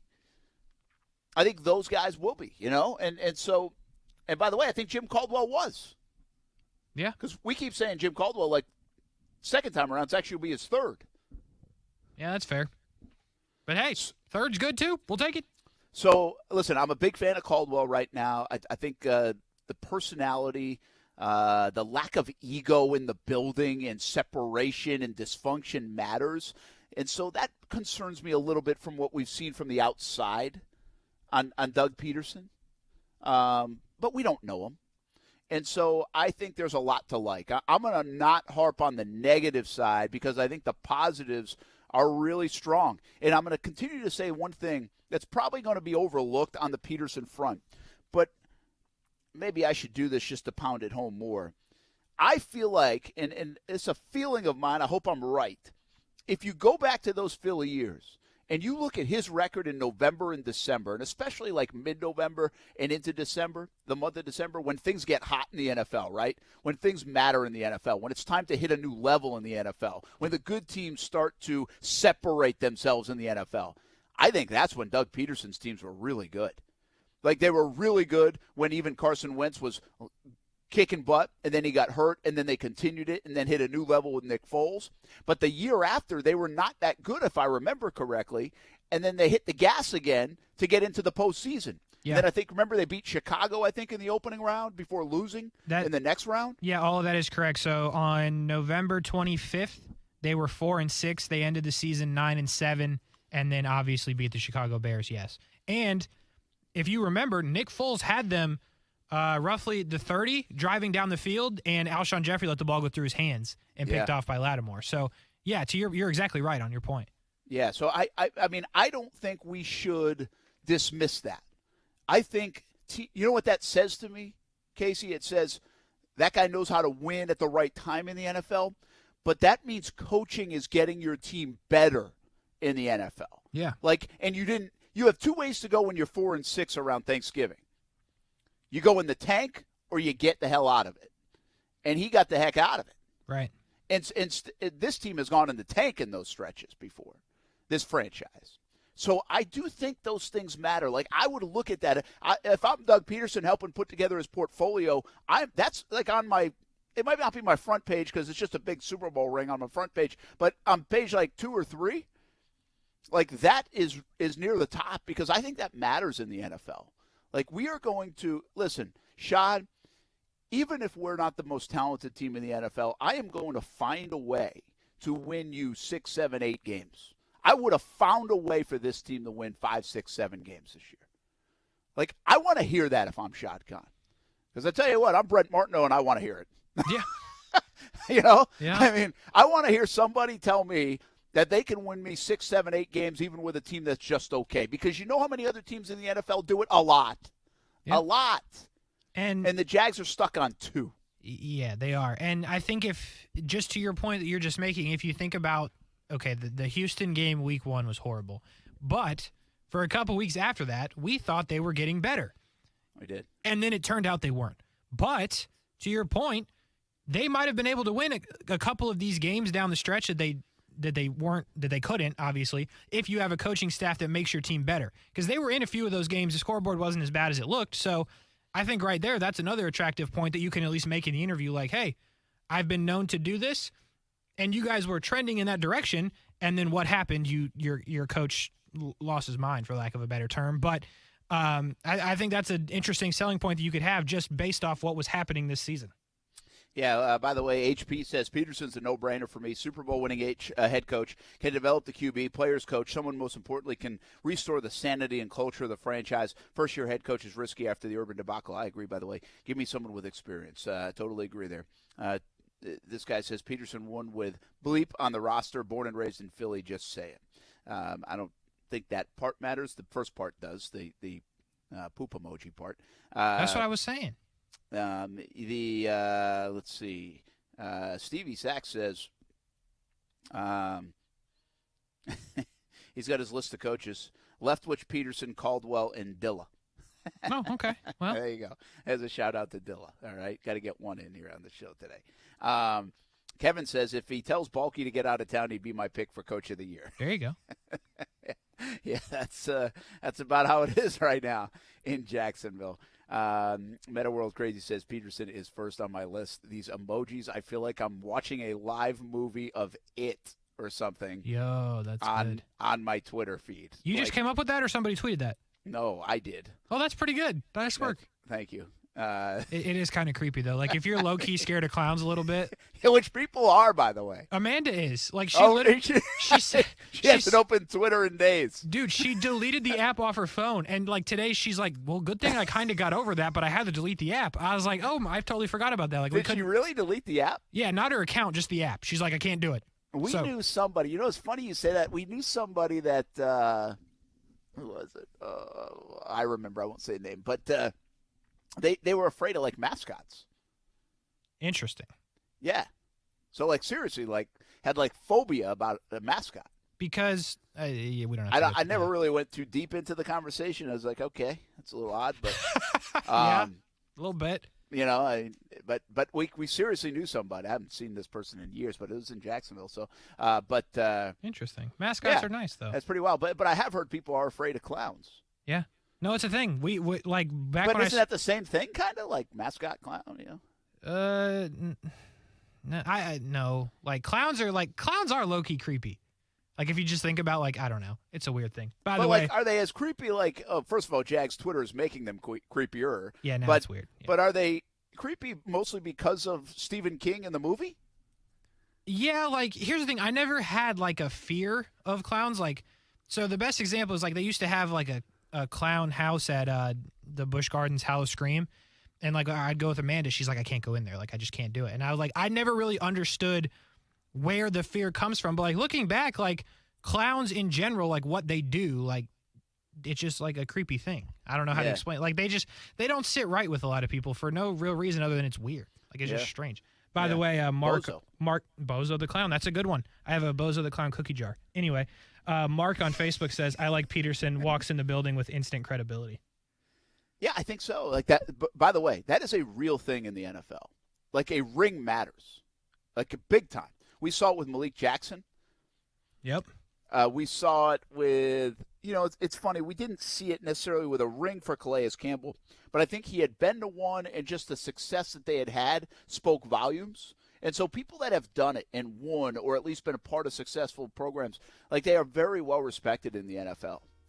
But Malik Jackson, I really remember that being a conversation, and there were some others in that locker room at the time, like around 16, 17, 18, that had won. It was like the most that I remember that had won Super Bowl rings. I was only like 3 of them, and I can't even remember the other 2 now, or other one or whatever. But it was multiple people. Like if you look around the Jags locker room, they have not had many people that have even experienced winning Super Bowls. Yeah. From long snapper to coaches. Yeah, no, that's fair. I'm trying to think of who the other ones are now that you said that. Yeah, I do. Now Is I Boye just know, one of them? No. I have to go back and think now, but I know there were a couple, and it was like it was like one of them I remember being a name like that just wouldn't pop out at you, but he had a ring, Now did O'Shaughnessy win a ring at all with the Patriots? No. He didn't? Mm-mm. Okay. But even a guy like him that knows what the Patriot organization was about and had been in there, Calais had a little bit of that. He was around Fitzgerald and Pederson and Arizona. They had success. I think Calais had gone to the Super Bowl and lost to Pittsburgh, or maybe he'd gone to the NFC maybe it was a championship game and lost. Now I'm getting all confused. But you get my point. Yeah. The Pederson having a ring really does matter. Like it does matter. It resonates. I know how to get to the mountaintop. Yeah. And few people in that Jags organization really do. Lorente McCray. McCray. There you go, from Denver, right? Yep. And he's still in there. Yeah. In there. So there you go. That was kind of the guy I was looking at. And it might even have been one other guy. But we'll be back. Action Sports Jax on ESPN 690.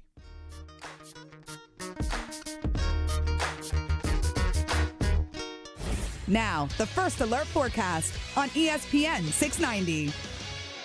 Partly to mostly sunny and warm today. Highs around 80 degrees, dropping into the upper 50s to low 60s tonight. And another near record warm day tomorrow. It'll be partly sunny. Your Thursday high in the low 80s. I'm Chief Meteorologist Mike Burrish. Join me today beginning at 5 p.m. on CBS 47 and Fox 30 Action News Jax. The Weather Center is brought to you by Beards Diamonds. Get the guaranteed lowest price at the only locally owned diamond store in the St. John's Town Center. You almost missed it. It's the final days to get Toyotathon savings even on used. Jeeps, Chevys, Fords, Hondas, Toyotas. You'll find all makes and models at Arlington Toyota Pre-Owned. That's 300 used available. Plus, Arlington's 30-day exchange program comes with your purchase. That's 30 days to love your purchase or exchange it. Don't wait. It's the final days of Toyotathon, even on used at Arlington Toyota. Shop in person and online at arlingtontoyota.com today. Whether you're a rock-solid hard athlete or a hardcore fan, in Little League, a pro, or a weekend warrior, Cora Physical Therapy is here to help you reach your goals. We're happy to announce that Cora is now open in Kingsland, on Boone and Haddock, and we're coming soon to Brunswick.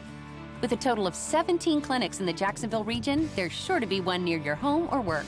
Call or come in today for a free screening. No physician's referral needed. CoraPhysicalTherapy.com. Treating everyone right. People are still hesitant to come to the shop. We built a place that people could come and join and meet each other and talk to one another. Small businesses are the heart and soul of a community. Hi, I'm Representative Kat Kamak. During these times, it's important to support your local small businesses. They are the core of our communities and keep us connected.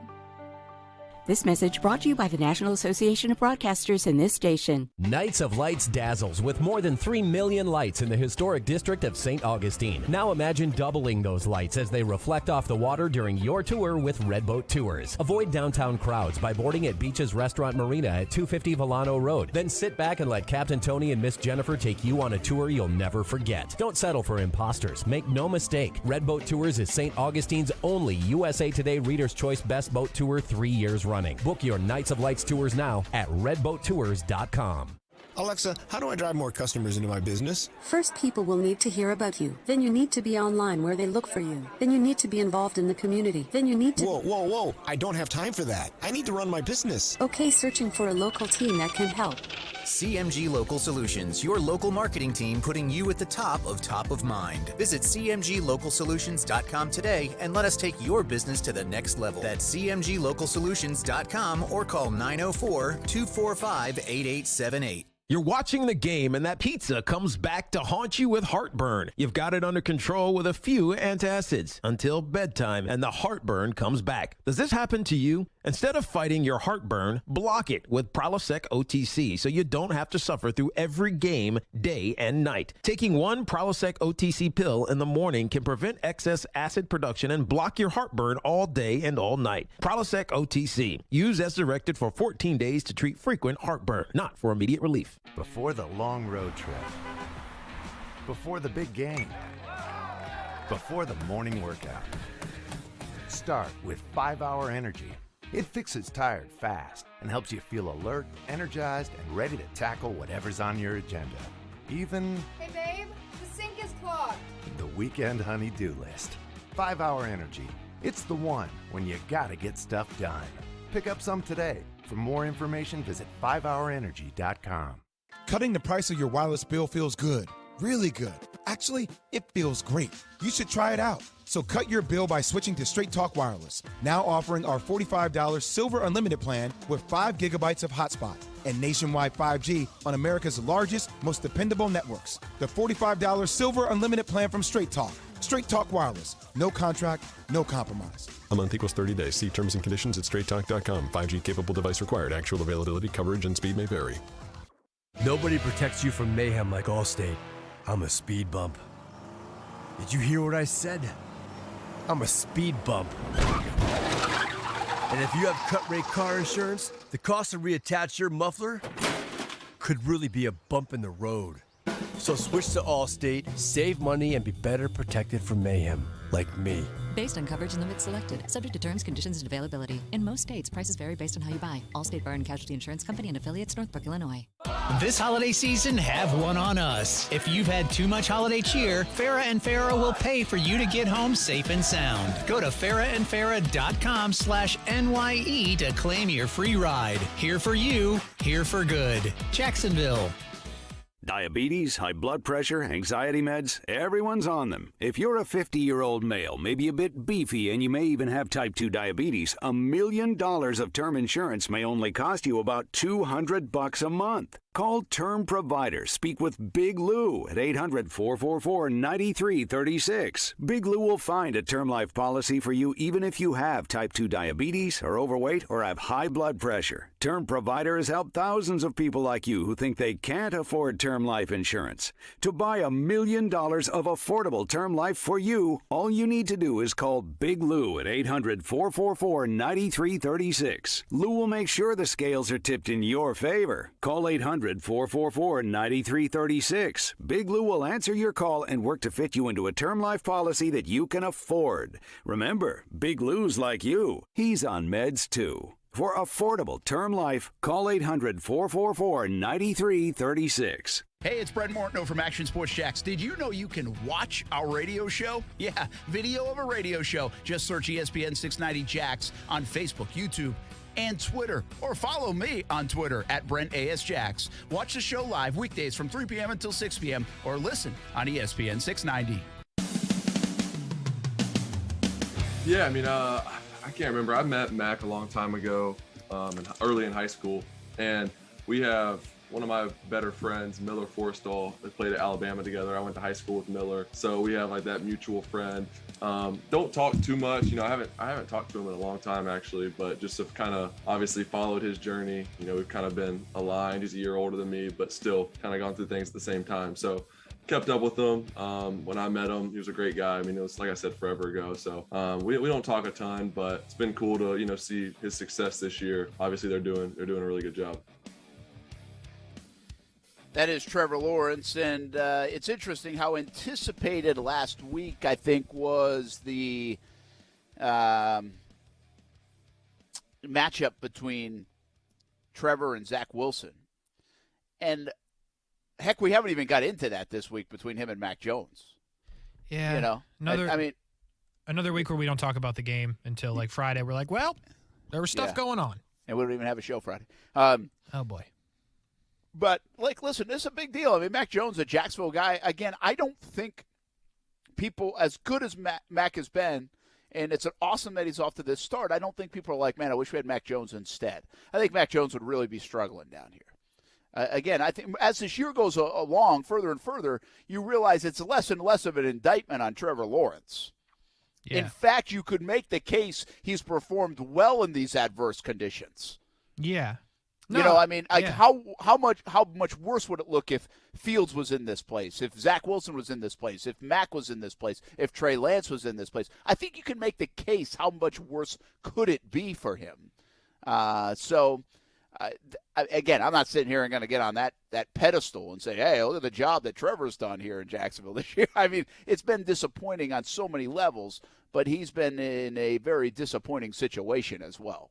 Yeah. No, absolutely. I think it made me chuckle a bit when you said Mac would be struggling here. Trevor's struggling too. Like, it's just a tough scenario to be in. But yeah, I talked about this with Brian the other night. Mac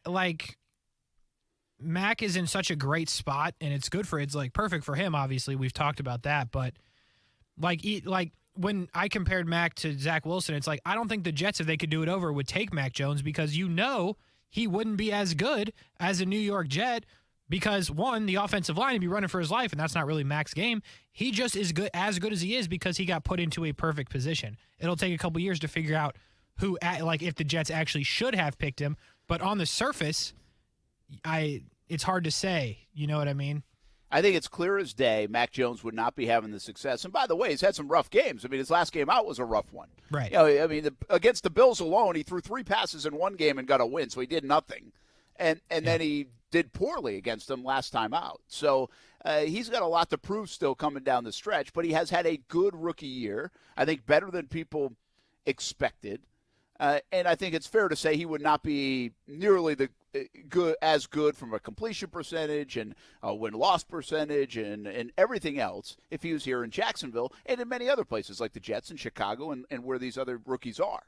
I think it has been floated around that how good would the Patriots be if they had Trevor Lawrence? And I'm not sure the answer is they would be that much better. I'm not convinced of that. I think Mac has done very well in that offense. He's fit very well. He's done exactly what they need him to do. Could Trevor do a little bit more with his arm talent and skill set? Maybe.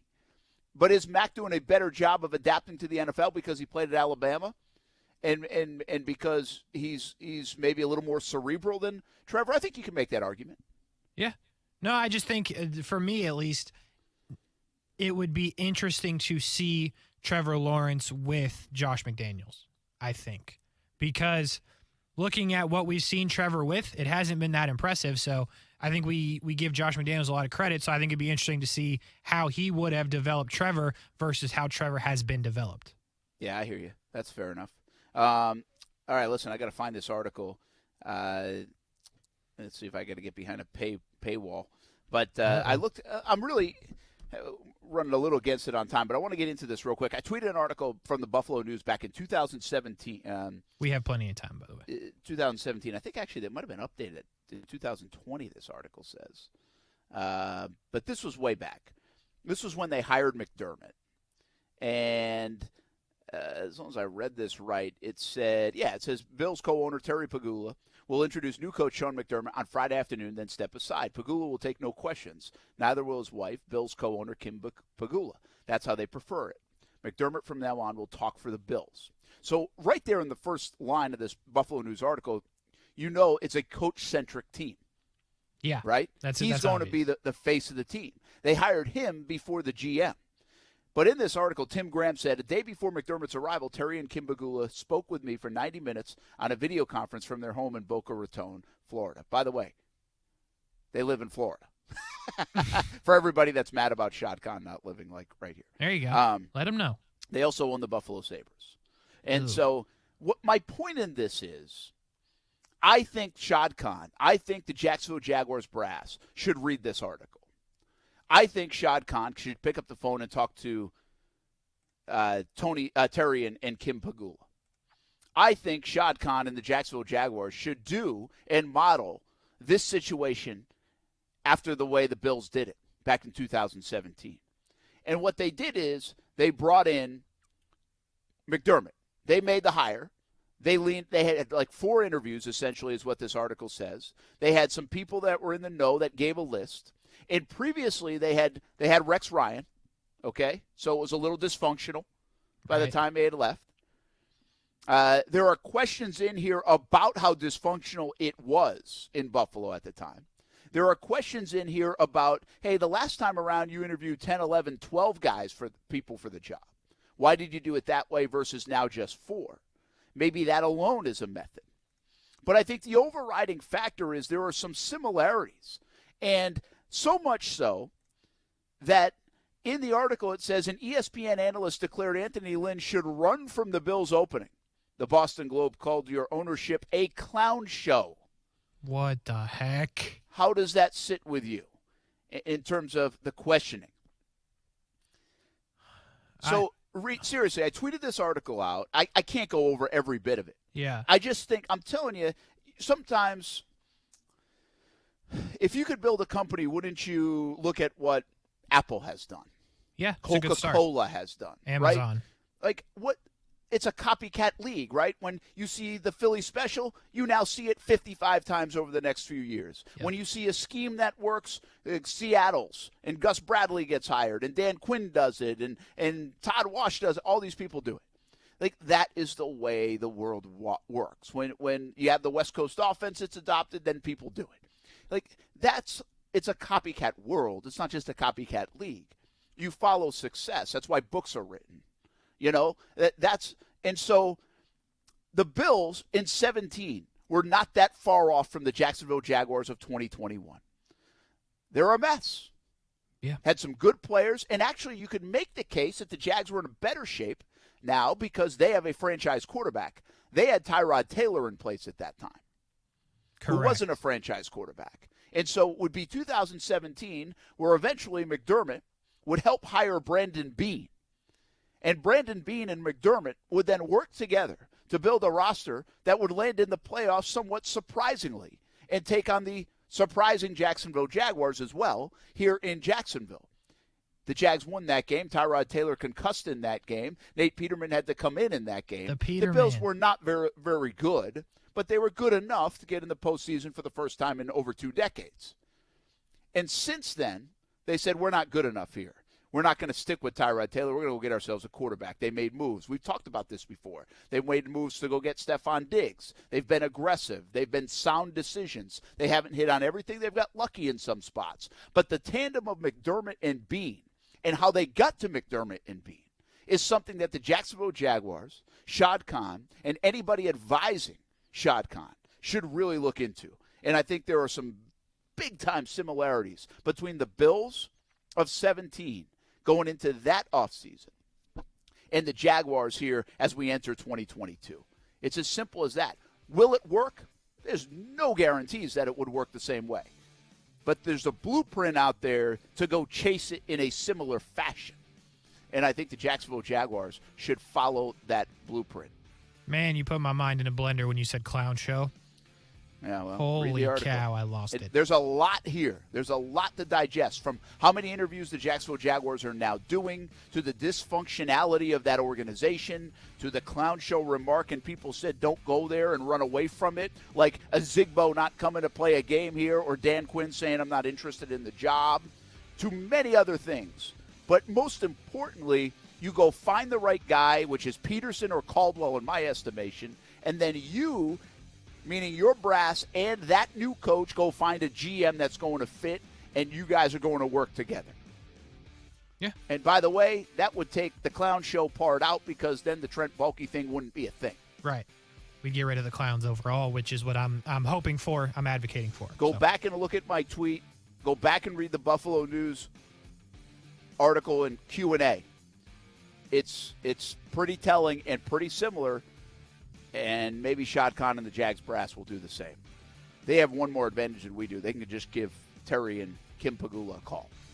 That's fair. Although they do make it pretty clear they're not giving away their trade secrets in that article. They deflect a lot of questions in that article. Dang it. I'd like to get Tim Graham, who did the question and article, on the show. I reached out to him, but I hadn't heard back this holiday week. We'll be back. Action Sports Jax on ESPN 690.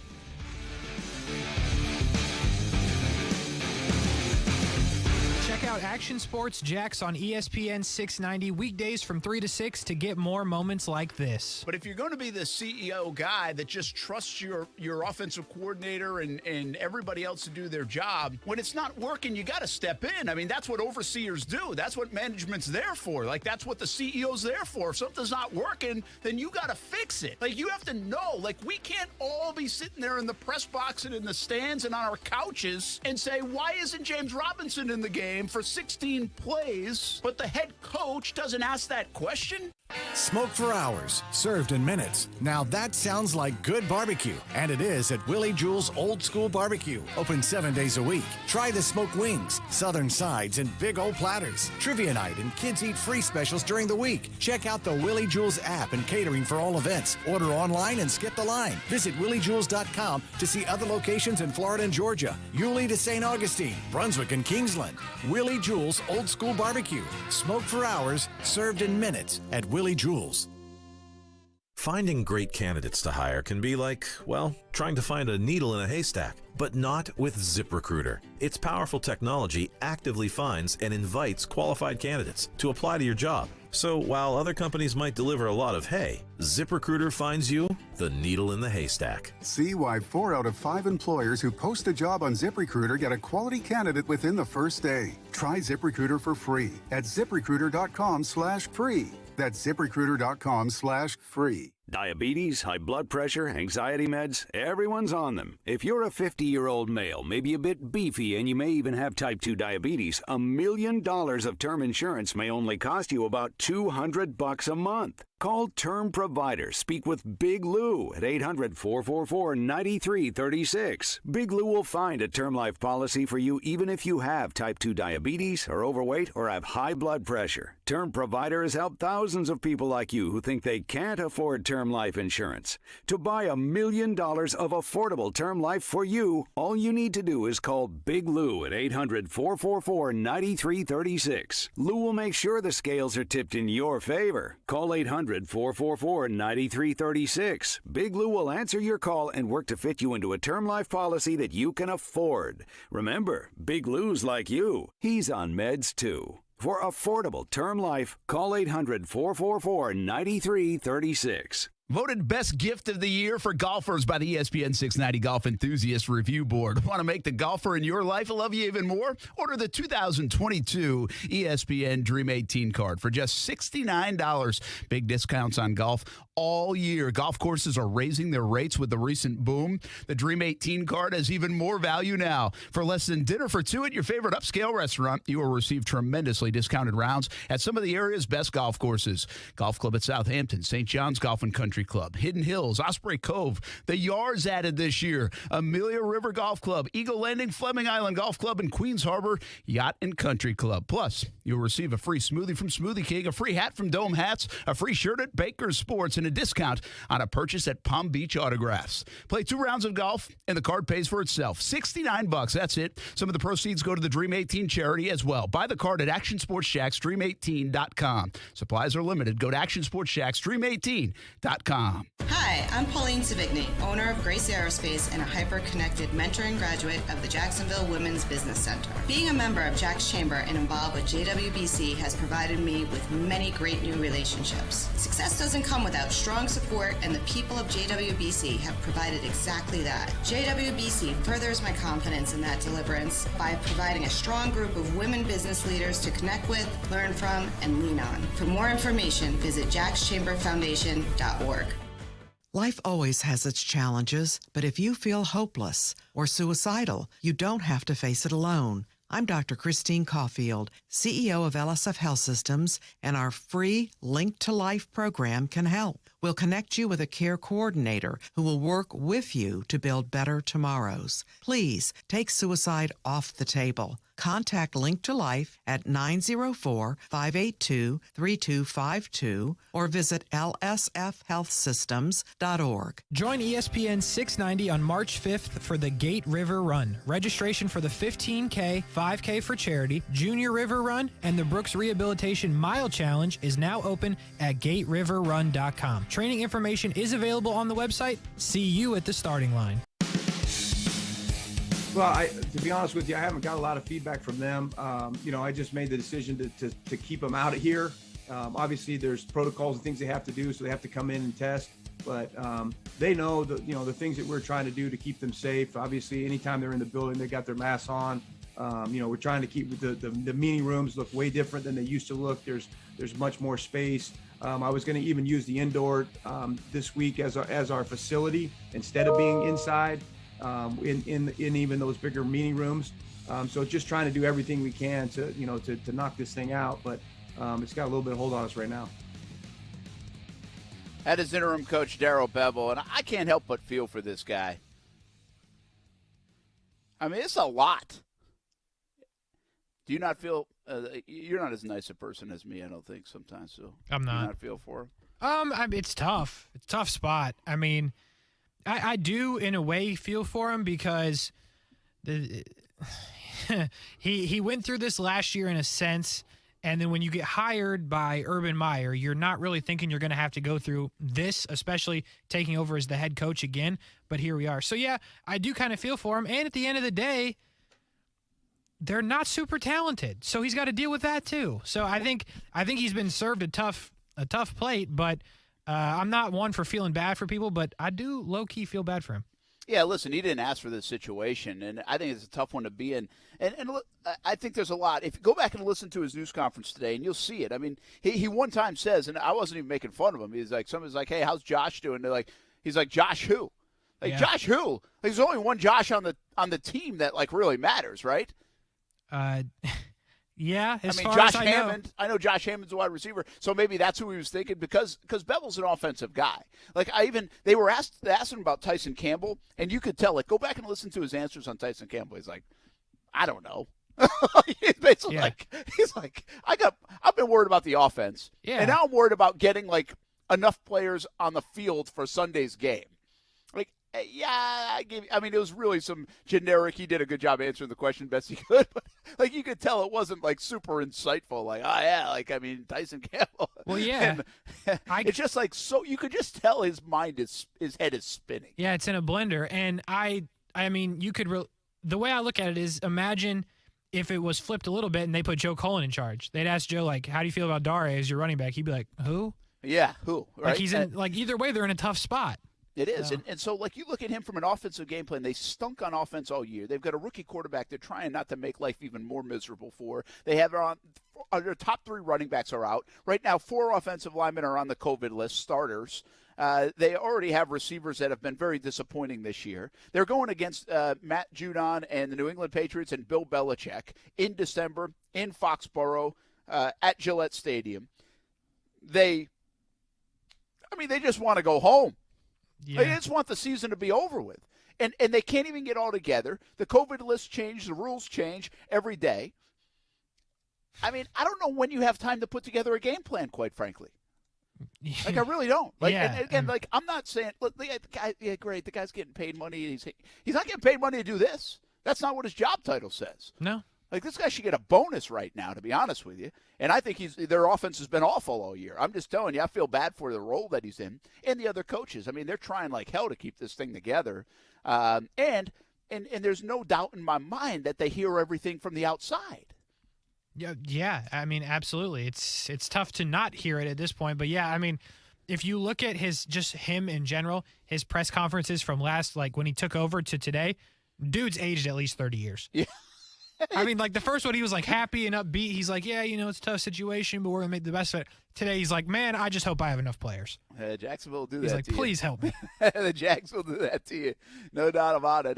By the way, I think probably guys like Baalke and everybody else who have been around this thing are helping out as much as can. I mean, Bevell, it's not like he's a rookie to the NFL. He's been around the league for a long time. So he knows that part. So that's good. And again, I think there are some pretty good football people in the building. It's been awful this year. It's gone south. How much of that's on Urban? How much of that's not being able to kind of do things the way they think it should be done versus how somebody else thought it should be done? I think quite a bit. Yeah. So I can make some excuses for him. I just listen.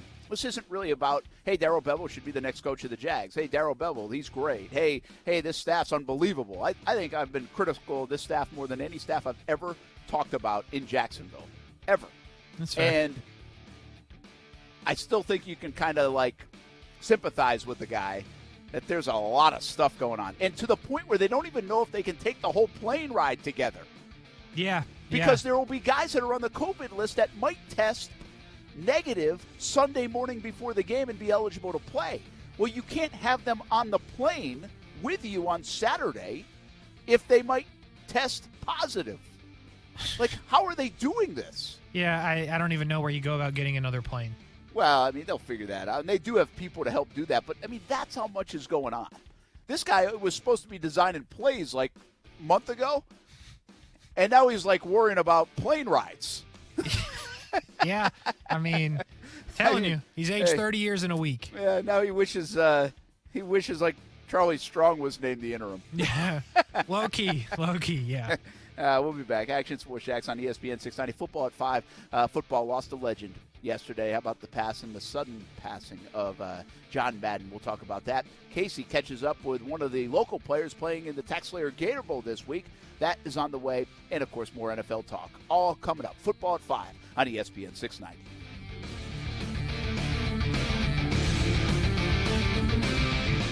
Smoked for hours, served in minutes. Now that sounds like good barbecue. And it is at Willie Jewell's Old School Barbecue. Open 7 days a week. Try the smoked wings, southern sides, and big old platters. Trivia night and kids eat free specials during the week. Check out the Willie Jewell's app and catering for all events. Order online and skip the line. Visit williejewels.com to see other locations in Florida and Georgia, Yulee to St. Augustine, Brunswick and Kingsland.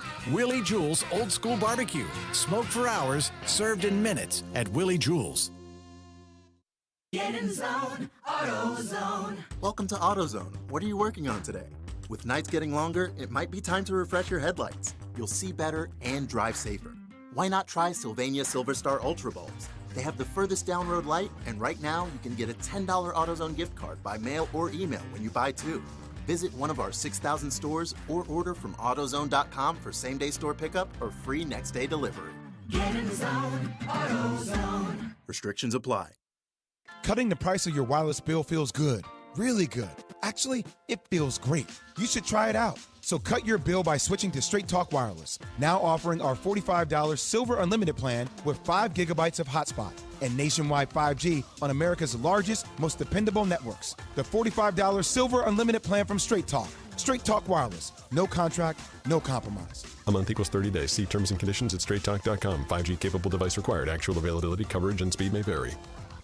Bono's Pit Barbecue. Yeah, it's good. It's more than food. It's about the flavor, the tradition. It's barbecue, and it's who we are at Bono's. Locally smoked since 1949. Almost 20 locations around Jacksonville. On the menu, smokehouse stackers, sandwiches, salads, sides, and Bono's family feast. Bono's Pit Barbecue. If you don't see a pit, it ain't legit. Authentic traditional Southern barbecue. Feel the flavor, feel the community. Bono's Pit Barbecue. Yeah, it's good. Broadcasting live from the ESPN 690 Anajar and Levine studios. Anajar and Levine Accident Attorneys. Call 904-600-4000. That's 904-600-4000. ESPN 690. Jacksonville's home for ESPN Radio.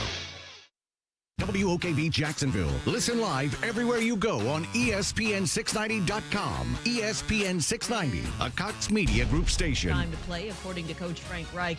Reich also said he reached out to retired QB Phillip Rivers, but there is nothing to report at this point. After missing the last 2 games with an injured ankle, Ravens quarterback Lamar Jackson returned to practice on a limited basis. Coach John Harbaugh hopeful Jackson can play Sunday.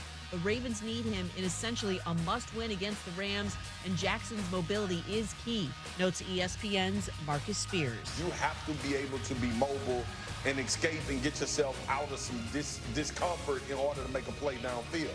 If Lamar has the ability to be who we know Lamar to be sudden, to be quick, to be able to process fast when a play is breaking down, and when he needs to create some of that magic, he'll be fine. 4 Bills activated from the COVID list, including receiver Cole Beasley. The NHL shortened its COVID isolation time for players on U.S.-based teams who test positive for the virus to 5 days. It's Keith from Keyshawn, J. Will, and Max, hoping you're spending as much time with your wonderful family as possible. When the calendar turns to 2022, we'll be right here talking about the NFL playoff picture. Weekday mornings at 6 Eastern on ESPN Radio.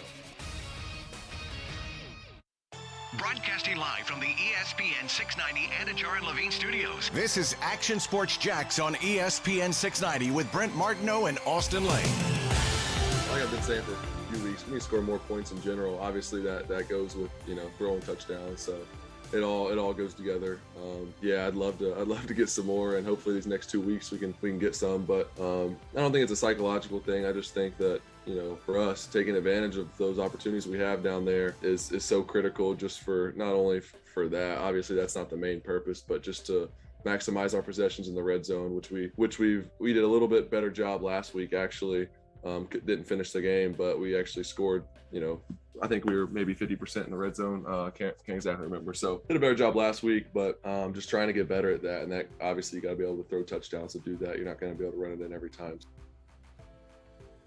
That is Trevor Lawrence. They've done an abysmal job in the red zone, quite frankly, all year. I mean, that's been one of the main problems of the Jacksonville Jaguars. They've moved the ball at times, especially the first 6-7 weeks of the year, and then they didn't move the ball. And now last couple of weeks, I thought they moved the ball up and down. They got I want to say it was like, I don't know if it was 20 first downs last week, but I think it was 21 the week prior. I mean, they had a lot of first downs. So that's moving the football. That's drives. And now you got to finish them off. And they've just been pretty bad all year in the red zone.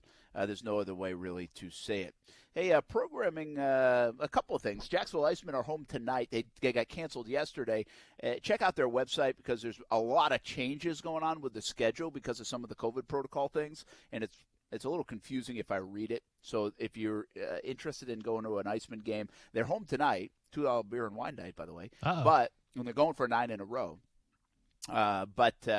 If you're interested in going to an upcoming game, check out some of the schedule changes. Go to JacksonvilleIceman.com for that. Something else of note, we're going to talk about this coming up right now. Tomorrow night, Fox is now going to air the All Madden special that ran on Christmas Day, I believe it was. Yeah, sounds right. And so they're going to re-air it tomorrow on Fox 30. And I want to say when. It's 8 o'clock until 9:30. I didn't realize it was a 90-minute show. And which is cool, one, because I missed it. I didn't get a chance to see it. Did you see it? I forgot, but I would have. You know, we were in New York City and stuff, so I didn't think about it. I don't have an excuse like you. I think it's streamed a little bit on ESPN Plus as well today. And I think FS1 showed it last night. And I think they might be doing more of that. So, and, of course, John Madden passing away at the age of 85. It's always interesting to me how you gauge some of this. Like, I'm not a gamer. So Madden, the game, although I understand the significance and the popularity of fans getting into the game and my kids play and all that stuff, like, I get it. It's unbelievable, right? I mean, you think about the legacy of John Madden. You think about football coach who many people don't remember. I think about the broadcaster, John Madden. Right. And Pat Summerall. And by the way, Pat Summerall was from here in Jacksonville. So his longtime partner, who also has passed. And you think about John Madden, the gamer. He wasn't really a gamer, but the game was made in his name. And a generation of kids have played that game. In fact, it means so much to get on the Madden cover. Yeah. If you're a player. And so that's, I mean, there's nobody in sports that has that kind of resume.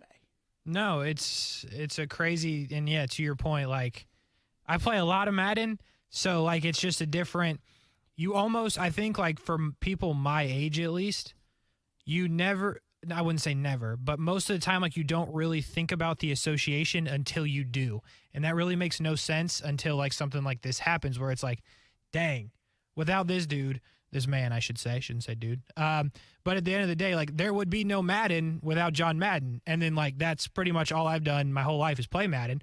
So it's just, like, a different perspective on how you look at things. Like, if that never happens, to your point, you're not trying to be on the cover of it because it doesn't exist. So, like, it's a whole different world and universe that was created all off of this guy's ideas and his legendary status, I guess you should say. So it's just a different, I think it hits you a little different when you look at it in that perspective. Obviously, you don't, I do. We look at it different ways, but I think it's just a fascinating how that has turned out to be such an international phenomenon. Yeah, I think it is fascinating because I also believe, okay, so the Madden video game is one thing.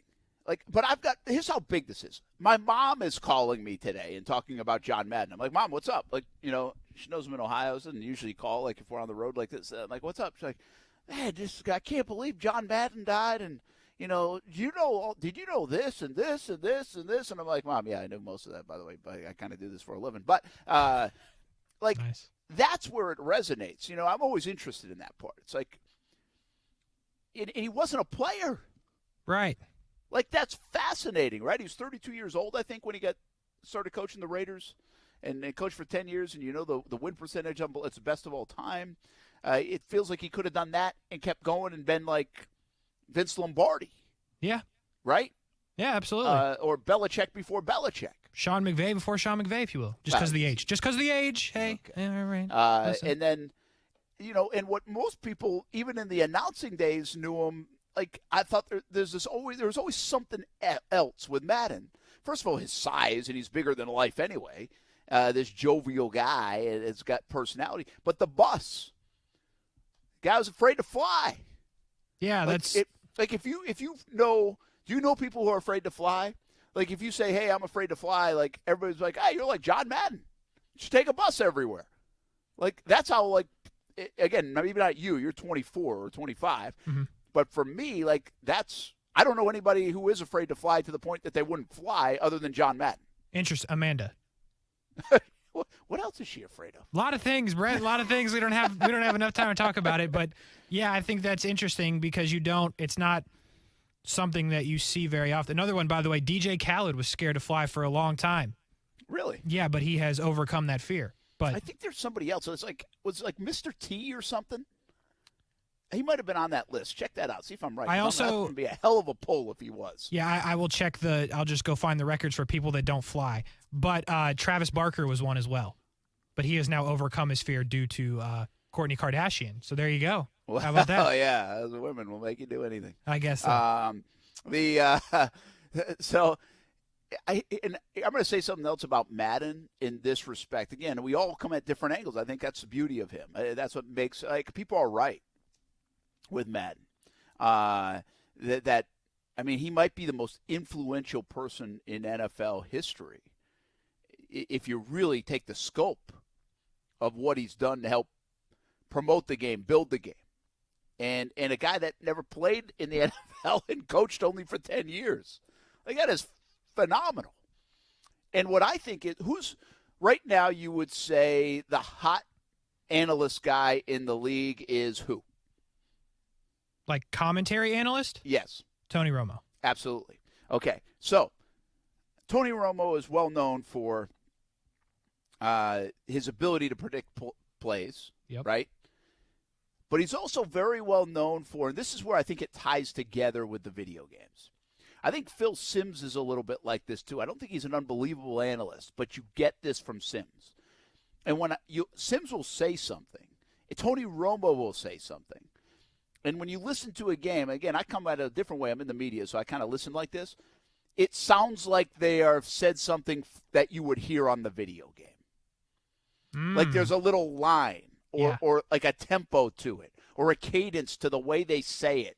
That's like, give me something from a video game. Like I don't know, like he drops the ball, or something like that. Just the way it's said, it just sounds like it's like, hey, they're like in the studio right now cutting something for Madden. And so listen to those guys the next time, right? And that's why I think Romo is also so good. It's a subconscious to the listener, to the viewer, that he actually sounds a lot like Madden did. Madden and Summerall fit the video game stuff so well because of their cadence, because of some of the stuff that they said and the way they said it, and it came off. But it's very simplistic. It's not super deep or involved. It's not long. And so I just feel like I think Simms has a little bit of that to me sometimes. It's like, did he just cut a spot for Madden? Is that what this thing is? Is he like practicing? Like I'll actually listen to him sometimes. But Romo has a lot of that in it. It's funny. So I laughed at first because you've obviously never played any Madden, but he dropped the ball was not a great one. But I hear now in my head right now, I hear Tony Romo saying like the linebackers are showing blitz, but the safeties are going to – and I hear it now in the game. Yes. So the point that you just made at first was funny, but now is serious and it's a good one. No, and I think I think I'm right on this because I've listened to enough video games. I've played enough video games. I just don't do it all the time. That like it seriously is said in the scope of a broadcast the same way it is said. Like that's what makes it partly realistic. But if you go back and listen to Madden and Summerall, they were so good at that. Like so good. Like it was just this perfect marriage of broadcast team that was really good anyway, and that you just equated and grew up with, and you equated it to the NFL and Thanksgiving Day and big games. But then you actually like played video games or listened to video games like, holy cow, like that is really them. Like they are here. Right. They are with me in the living room. And Tony Romo has a special gift for that. Yeah. I'm telling you, listen to the game. Like you might think, I know Romo's known for being like this young guy and with Jim Nantz, and he predicts the plays. And Jim, they're going to go do this right now. Blah, blah. Yeah, he is. And that's another element of his game. But I'm telling you, he fits in the video game world perfect. And so, Sims, again, has a little bit of that to me. Not everybody does. Not everybody does. Like, if you listen to a Sunday broadcast, I don't really think Collins works that much. No. I don't think he fits in that. But I do think Sims does, yet I think Collinsworth's better than Sims. So, it doesn't make you great necessarily, but it's kind of like the football DNA we all live in now. Like, we equate football with Sundays, with Mondays, with announced teams, but also with video games and how we play them and listen to them and absorb them. Yeah. Like, and now you add in fantasy football and betting and other things. Now you get this whole thing that's just, conglomerate, this monopoly. And so, but at the very root of it lies John Madden. Yeah. And that's the moral of the story. And I also believe that's what makes today's preeminent analyst, which would be Tony Romo, as popular as he is, as good as he is. He's got a little Madden in him, believe it or not. That's interesting. Because obviously I wasn't old enough to really make that comparison, but I think it's interesting now that you're seeing that as like a second coming, if you will. So now the way that I'm going to look at it for the rest of life is after Tony Romo is done, who's going to be the next Tony Romo, and then compare it back to John Madden. So I think that's a fascinating kind of line that you're putting together there of good commentary. By the way, found this on Twitter, but I'll give Mark credit on Facebook because he also commented it. Mr. T's character on the A team was scared to fly. Mr. T himself can fly, or was not scared to fly. Hey, listen, that was close. That's pretty good. That was pretty close now. I got a little A-team background in me. I guess so. But yeah, that was something. I Googled it, and it came right up on Twitter, and I literally looked at the stream. Mark was like telling me, I was like, oh, okay. So other people are on it. I don't know what kind of knowledge you have to have that. And then Mark knew right on the fly. I'm assuming he didn't even have to look it up. He just knew. So we're putting together quite a little no-fly list here. Yeah, that is a good no-fly list. And remember, we had Deshaun Watson when he had the punctured lung. He drove. They brought him in the bus to play the Jags. That's so funny. I just got the text from my buddy Deshaun Watson. I don't know if he's afraid to fly. I think he couldn't because of the rib injury. Yeah. But I don't think the story was he was afraid to fly, right? I mean, I think I think he couldn't. Yeah. Yeah. So that's great, though. That's funny that Mr. T, I didn't realize it was just show related. But heck of a character, staying in character. Yeah, that is. You know what? To be honest with you, I probably know more about I guess this is popular with everybody, right? We know more about the character than actually the real life guy. Yeah. No, absolutely.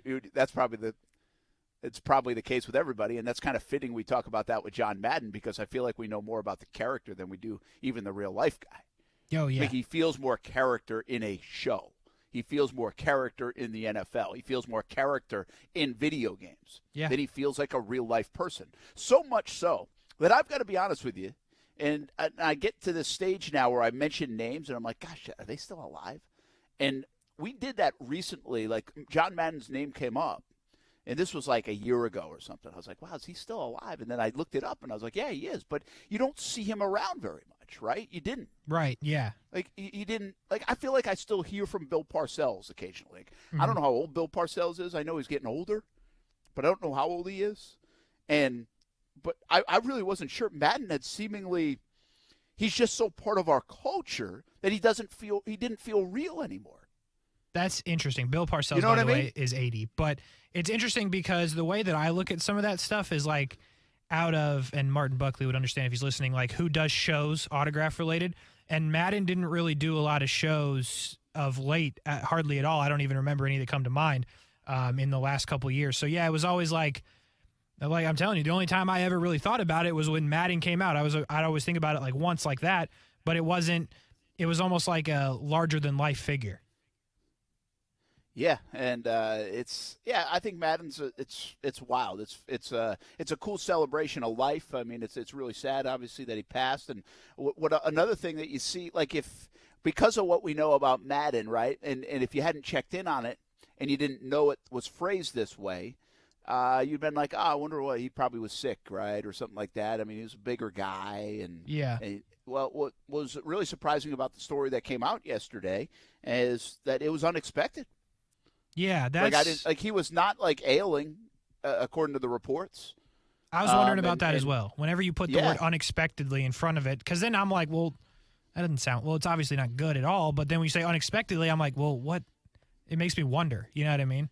Yeah, usually, especially with someone of that stature, we'll get a heads up that the person isn't doing that well. Right. And maybe it was 6 months ago, and we know, okay, yeah, well, that's too bad, end could be in sight. This was this is an unexpected passing of John Madden, and I just think it's very interesting. He is part of our culture so much that he is almost, his name is said like probably on a daily basis by millions.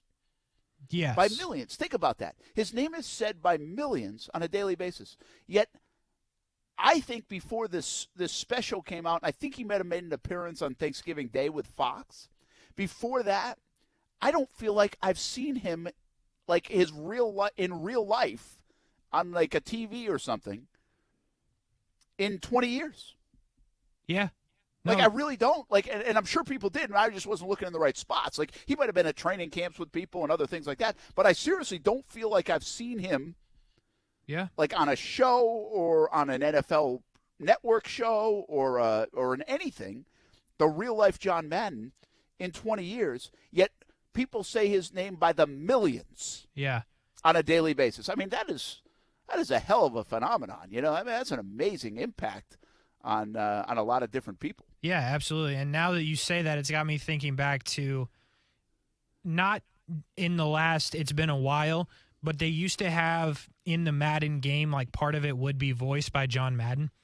And the first Madden game I ever remember playing like the crap out of was 2005 with Ray Lewis on the cover. And he definitely like voiced the menu options and stuff like that.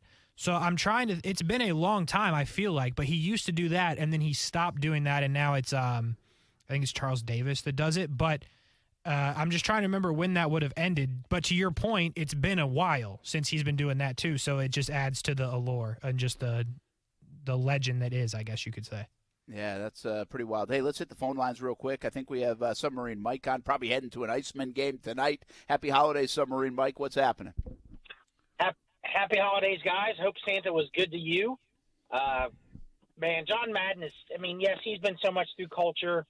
But, I don't think today's generation really understands how good of a coach he was. I mean, you compared him to Belichick and everything, but you know that he's a good coach when a rule is changed because of something you did. The whole Fumble-Rooski thing with him, they had to make a rule change because he came up with that. And, lots of memories, of course. He narrated my childhood football life. So, you get attached to those people in a way that you don't maybe other celebrities.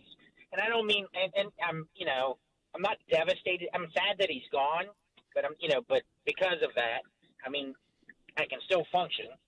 So, like you said, I'm going to the Iceman game tonight, but, he brought so much more. I mean, he was a big advocate against, kids tackling, and a lot of people forget about that, where he was trying to say, hey, let's be smart with these kids. And, they're finally starting to listen in the last 5 years or so, probably. And like you said, it is $2 beer and wine night at the Iceman game. I just have one small request. If you guys do go, remember, no Duval. Bad things happen. I'm not trying to control you. We're superstitious, us Iceman fans. And bad things happen when people yell Duval.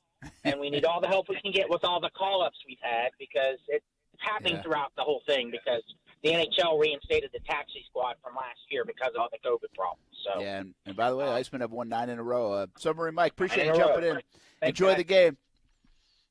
By the way, I'm looking at this right now. This will be real quick. Look at top earning players in 2021. Dak Prescott, $75 million. Steph Curry in the NBA, $45 million. Francisco Lindor, $43 million in MLB. Connor McDavid, $15 million in the NHL.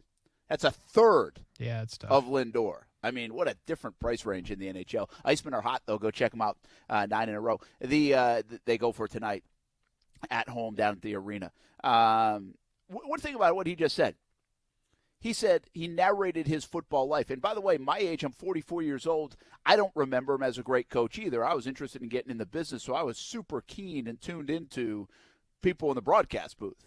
So, of course, I was very in tune with with Madden. I watched more AFC at the time because I was a Dolphins fan than I did NFC, and Summerall and Madden did a lot of the NFC. But I was a football fan, so I watched it all. But what he just said is narrating your life, and that's what announcers kind of do. That's what you resonate with, and as you grow up, and depending on your age. But the crazy thing about John Madden is he continues to narrate people's life. Yeah. Their football life, because the video games are so popular. Yeah. You know, so in a way, he is still doing that. I mean, he will be an unforgettable figure. Yeah. He will be an unforgettable figure. And we sometimes, when people die, we like grossly exaggerate things. That is not a gross exaggeration. I don't think so. As long as there are video games and football. Yeah. Madden will be like this lasting impact and legacy. And we'll all have to Google what the hell his record was as a coach. Well, yeah, but that's what Google's for, you know? That is what Google's for, or whatever the next thing that comes along. We have South Beach Gary on the line still. Let's get him in before we break. Yep. South Beach Gary, what's happening here on a Wednesday? Hey, Brian, I wanted to ask you about James Robinson, but to comment on Madden. The other couple athletes I can think of that were so big even after their playing days, Merlin Olsen, who got into acting and then was big announcer with Dick Enberg. Yeah, absolutely. That's actually my favorite crew, by the way. Michael Jordan with the Air Jordans. Yep. Became so huge even after his playing days. Still is. And, of course, Jack Nicklaus with the play and then the course design. Yeah, that's those are the names that come to mind for me as far as being huge in more than one capacity in sports, you know? Yeah, South Beach Gary, before you ask the other thing about James Robinson, who will be bigger 25 years from now? Will we still be saying Jack Nicklaus, or because Tiger Woods will now go into that game as well, people will know Tiger as long-lasting? I don't know. I don't know how much designing Tiger is going to do, but, I mean, without a doubt, they're both on golf's Mount Rushmore for what they've done. So, yeah. I mean, as you know, I'm not a huge Tiger Woods fan as a player, but I respect what he's accomplished, you know. Yeah, by the way, he is in the golf design game. In fact, he just won an award for his golf course, his first public course, I think it was, out in Missouri, which I'm going to have to go to. All right, what's up with James Robinson? I know the submarine Mike didn't say too much about the Steelers. I wouldn't have even after that. But the other thing is, you think that the Jags will probably go free agency running back since they have so many holes? They can't really use a pick, I don't think, Brett, to, you know, before Robinson comes back. Maybe October of next year before James Robinson's able to get back on the field. They'll probably have to go free agency running back because, you know, they have so many holes to fill with the draft. Yeah, it's a good question, South Beach Gary. Guys. Thanks, man. Happy New Year, by the way, if we don't talk to you. I don't know. I haven't really thought about what's next for the Jags at the running back spot too much, but you bring up a good point. This is such a long injury and a recovery, most likely, that will really hamper the running back room of the Jags. I mean, going forward, to have ETN and Robinson isn't probably something to plan on. So I think free agency is probably a safe bet. But let's be honest right now. Let's just assume Robinson does come back in, say, October. And then I think you have to assume he's not himself. So I think you actually got to forego next year with James Robinson at the moment. I love the guy. Yeah. So you hope ETN, who, by the way, is also coming off Liz Frank, but everybody we talk to says that won't be an impact. He'll be okay, can get back to his old self. But you also hope he stays healthy. That's a dangerous position sometimes for people getting hurt. Yeah, absolutely. I think the Jags really would benefit themselves by drafting someone late. They got 1,400 sixth-round picks. Quite a few. And I think getting somebody in free agency. And so I think you'll see both. Yeah. By the way, South Beach Gary, Mondays, Thursdays, 6 o'clock, me and Brian talk about this all the time, but it's not really a shameful plug because it's, part of the station. But anyway, not important. We did this on Monday, and we talked about it at length, and we had some comments on YouTube. Some of the free agent names you're going to see are going to be Melvin Gordon, Ronald Jones, Marlon Mack are all going to be available likely. And I said, Brent, and I guess I'll get your opinion on it, you have to operate like you need a starting running back. Do you not? Yeah, I think so. Keep in mind now, Travis Etienne wasn't going to be used in that role, but, I mean, he has, like, the most yards or second most yards, I think, in ACC history. Yeah, even I'm just saying with them both coming off injuries, you can't count on that. Like, I think you should draft, like you just said, not high. I'm not saying draft one high, because there's plenty of talent in the draft at running back. You have to draft one. I think you have to sign one. That's just my opinion on it, but you can't go into it and count on two guys coming off of injury, especially with James, because he's not going to be back until October, November at best. Yeah, so I think you're right. I agree with that. I think you do have to draft one, and I think you draft one from a depth standpoint. That's like a 6th-round pick in all seriousness. And I think you go get somebody that's not going to break the bank at the running back position. You're not going to go roll out some big dollars to somebody, but you can get somebody that, has experience, can get the job done from the running back position. And you'll lean more on Trevor next year as well, but you'll lean heavily on Travis Etienne. He'll be the star of the running back room. But I agree with you. I think they got to remake the room for now. And then when James comes back, you hope he comes back and ready to go, and then it adds to the room. And that's a good problem to have. And by the way, by the time you get to October, November, there's a good chance somebody's banged up. Oh, yeah. It's the nature of the position group. I mean, look at the Jags are on their 4th running back. Yeah. All right, we take a break. Coming up next, you caught up with one of the local kids playing in the Tax Slayer Gator Bowl. Let's get to that interview when we come back. Action Sports Jax on ESPN 690. Plus, we continue to talk about the NFL, the latest on the Jacksonville Jaguars, coaching search, and all the fuss about so far retaining Trent Baalke. All on the way. Football at 5, ESPN 690 here on a Wednesday.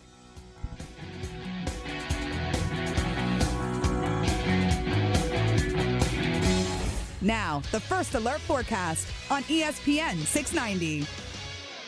Fair skies tonight, but with some areas of fog developing. Quite mild for this time of year, only dropping to around 60 degrees, setting us up for another very warm day tomorrow on your Thursday. It'll be partly sunny, highs near records in the low 80s. From the First Alert Weather Center, I'm CBS 47 and Fox 30 Action News Jax Chief Meteorologist Mike Burrish. The Weather Center is brought to you by Beards Diamonds. Get the guaranteed lowest price at the only locally owned diamond store in the St. John's Town Center. Nights of Lights dazzles with more than 3 million lights in the historic district of St. Augustine. Now imagine doubling those lights as they reflect off the water during your tour with Redboat Tours. Avoid downtown crowds by boarding at Beach's Restaurant Marina at 250 Volano Road. Then sit back and let Captain Tony and Miss Jennifer take you on a tour you'll never forget. Don't settle for imposters. Make no mistake, Redboat Tours is St. Augustine's only USA Today Reader's Choice Best Boat Tour 3 years running. Book your Nights of Lights tours now at redboattours.com. Life always has its challenges, but if you feel hopeless or suicidal, you don't have to face it alone.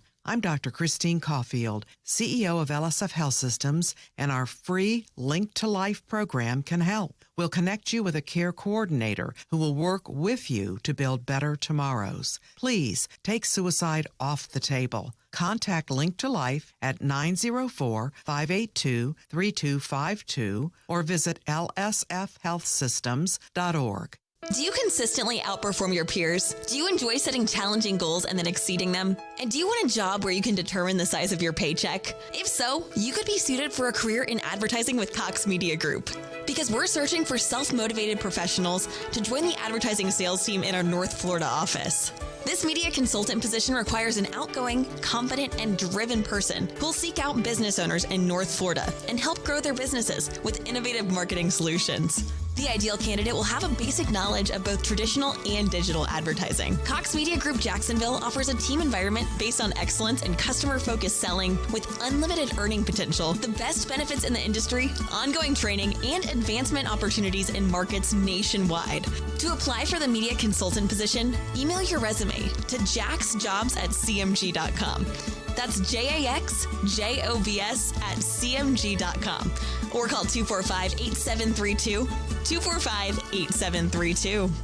Have you ever wondered why eyeglasses cost so much? The eyewear industry has been dominated by a single company that's kept prices artificially high. Yikes.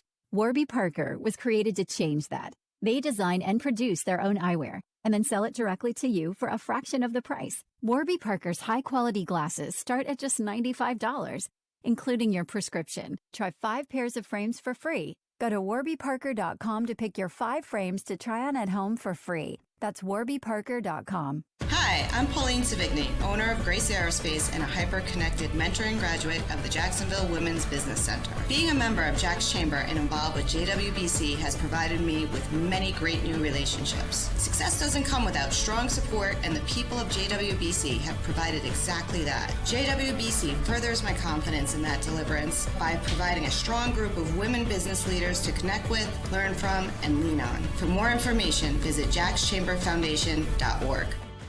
Do you constantly outperform your peers? Do you enjoy setting challenging goals and then exceeding them? And do you want a job where you can determine the size of your paycheck? If so, you could be suited for a career in advertising with Cox Media Group, because we're searching for self-motivated professionals to join the advertising sales team in our North Florida office. This media consultant position requires an outgoing, confident, and driven person who will seek out business owners in North Florida and help grow their businesses with innovative marketing solutions. The ideal candidate will have a basic knowledge of both traditional and digital advertising. Cox Media Group Jacksonville offers a team environment based on excellence and customer-focused selling, with unlimited earning potential, the best benefits in the industry, and ongoing training and advancement opportunities in markets nationwide. To apply for the media consultant position, email your resume to jaxjobs@cmg.com. That's JAXJOBS@cmg.com. Or call 245-8732. 245-8732. Hey everybody, it's Brent Martineau from Action Sports Jax. There's a good chance you have a smart speaker, so use it with ESPN 690. Stay up to date on the Jags and all things sports by telling Alexa or Google to play ESPN 690. It's as easy as that. Make sure you listen weekdays 3 until 6 p.m. on ESPN 690. Yeah, I mean, defensively, obviously one of the better defenses in the league. Very well coached. They're very multiple. They have really solid players, really all three levels of their defense, starting with Judon. And, I know he's a COVID guy right now, but he's really where the defense starts. They got Jamie Collins back. They got a lot of names that and so they just do a great job of playing the defense, playing the technique. And it's hard to move the ball and score points on them. I think they're one of the tops. I think they're top in the league at points scored. Yeah, they're pretty good. The New England Patriots and the Jacksonville Jaguars will have a tough time with them. No doubt about it, depending on who plays and who can play, for sure. Brent Martin along with Casey Kurtz. We talked a lot of football. We talked Trent Baalke. We talked Doug Pederson. We talked John Madden. A lot going on. By the way, tomorrow what I'd like to do is a little bit year in review show if we have time for it. Depends what's going on in the Jags world. But take a look back on the year a little bit here in 2021, more locally than nationally. And certainly the Jags will dominate a lot of that conversation. We actually have a year-end show coming up on the TV side of things at 7 o'clock on Saturday night. I believe it's on Fox 30. It'll eventually play on CBS 47 as well. 7 o'clock Saturday night, we'll do our year-in review show. And tomorrow on ESPN 690, we'll do a little bit of that as well. Tax Slayer Gator Bowl coming up on Friday. You're trying to get there, aren't you, Casey? Yeah, working on it slowly but surely. Might make it in, might make it not. I guess we'll find out. Where are you going? You just want to go? Amanda wants to go. Yeah. That's cool. Yeah, I'm not really. I'm going to be honest with you. I'm not really sure why, but I was telling Brian this. There's gonna be some points scored. So, look, yeah, I think it'll be It'll be an entertaining game. Yeah, and I think Wake was a pretty good team this year. If you're SEC locked in, you might not realize that, but Wake was pretty good. They played a really exciting game against North Carolina. They played in the ACC championship against Pitt, so they've been a good team all year. So I think it's interesting, and I want to see. I'm interested in Rutgers coming in late, getting the call late, I guess you should say, having to put something together. I mean, I want to see what it looks like at least. I think there's reason to be interested, and if you're not going and you're going to watch it on TV, it's a heck of a lead-in for the semifinal games that'll be right after it on ESPN. Yeah, absolutely. So, you caught up with Ryan Smenda. He's a former Fleming Island product, Golden Eagle, now playing for Wake Forest. So that was cool. You got to catch up with him ahead of the Tax Slayer Gator Bowl. Let's play that interview. Casey Kurtz and Ryan Smenda, product from the Jacksonville area, will play in the Tax Slayer Gator Bowl in his hometown coming up on Friday. Orange Park kid, Fleming Island High School, coming home for a bowl game. It's got to be exciting. What's it going to be like to play in front of literally a home crowd for you on Friday? Yeah, I got a bunch of family and friends coming to the game, so I'm super excited for that. But I haven't taken away from my preparation and things like that. So just got to block out the excess noise and, play football at the end of the day. Absolutely. Growing up in this area, did you look at the TIA Bank Field and think that's where I want to play one day? Was that a goal for you, or not really? Just kind of kept your head down, played football? Oh, yeah, that was my biggest dream. Because without dreams, there's really no goals where you're going. So that was always been my goal, to make it to the NFL and one day play in TIA Bank. I've never actually played there, but I was there for the Super 24 back in high school. So I've been on the field looking up at the fans and things like that. So, I just told myself one day I'm going to get here. So just year by year and day by day. That's awesome. That's awesome. For you guys as a team, first double-digit win season as well as Atlantic Division champions, first time for both of those since 2006. What made this edition of Wake Forest so special? I think just the bond we've created through the offseason. We worked really hard to get where we're at. Sam Hartman said it earlier at ACC Media Day. He said if we don't win 10 games this year, it'll be a disappointment. And, we did that. We won 10 games, having one of our best seasons ever. And we just need to finish it and come home with a win and get to 11 wins. For sure. And everyone obviously has opinions on bowl games. Some people say they don't matter. Some people say they do, obviously. To you guys, to win this game, to put a stamp on the season you guys had, how important is that for you and what you can build going into next year? Yeah, I think it's huge. 1 for the team, 2 for recruitment, 3 just for Deacon Nation.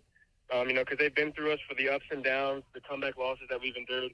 So this would mean a lot, just to come to Jacksonville, get a win, with a shaky COVID season and opt-outs and things like that. I think it would just show the nation that Wake Forest was always ready and will play whoever.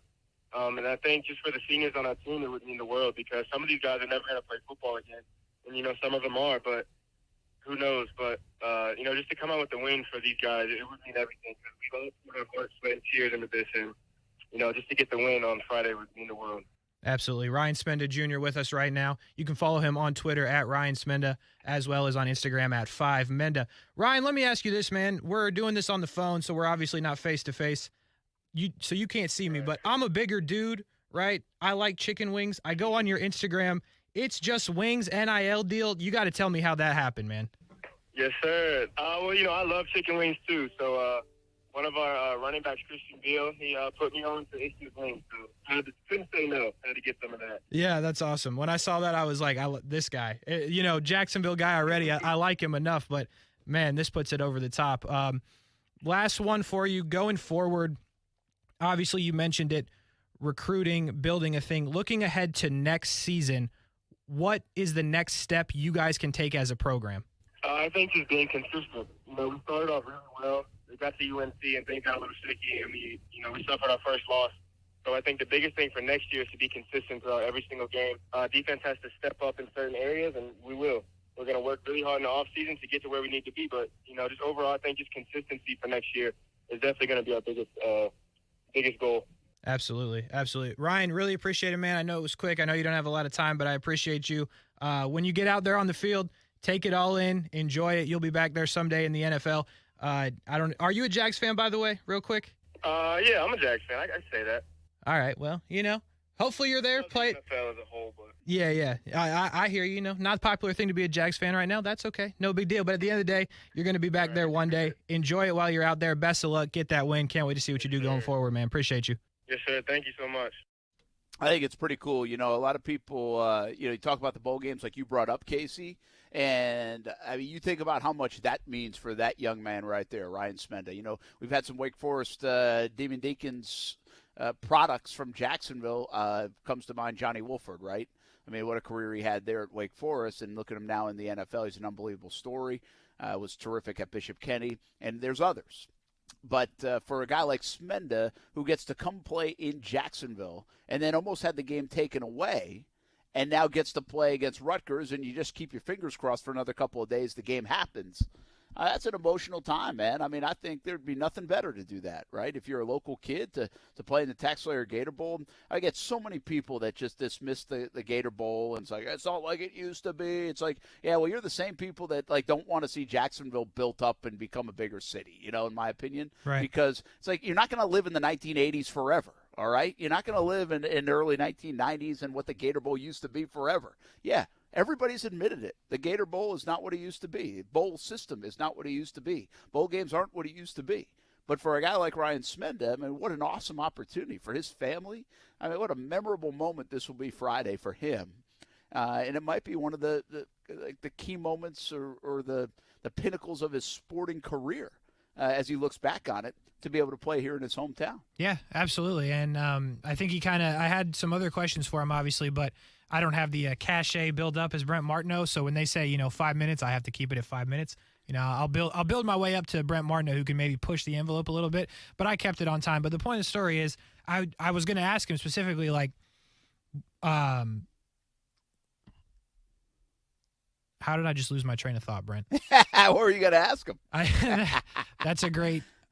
Maybe that's what happened. You lost no, your train of thought, so you didn't ask him anything. Yeah, that's a great call. No, I'm with it. So I was going to ask him, was it his dream to play on the field? But he brought it up himself. So you could already tell that, this is something that he's wanted for a long time. And the idea of, I can't imagine where his mind was last week when he thought he wasn't going to get to be here because he said he has friends and everybody getting excited. So that would have been a tough thing to pull away from them after it almost got pulled away from him.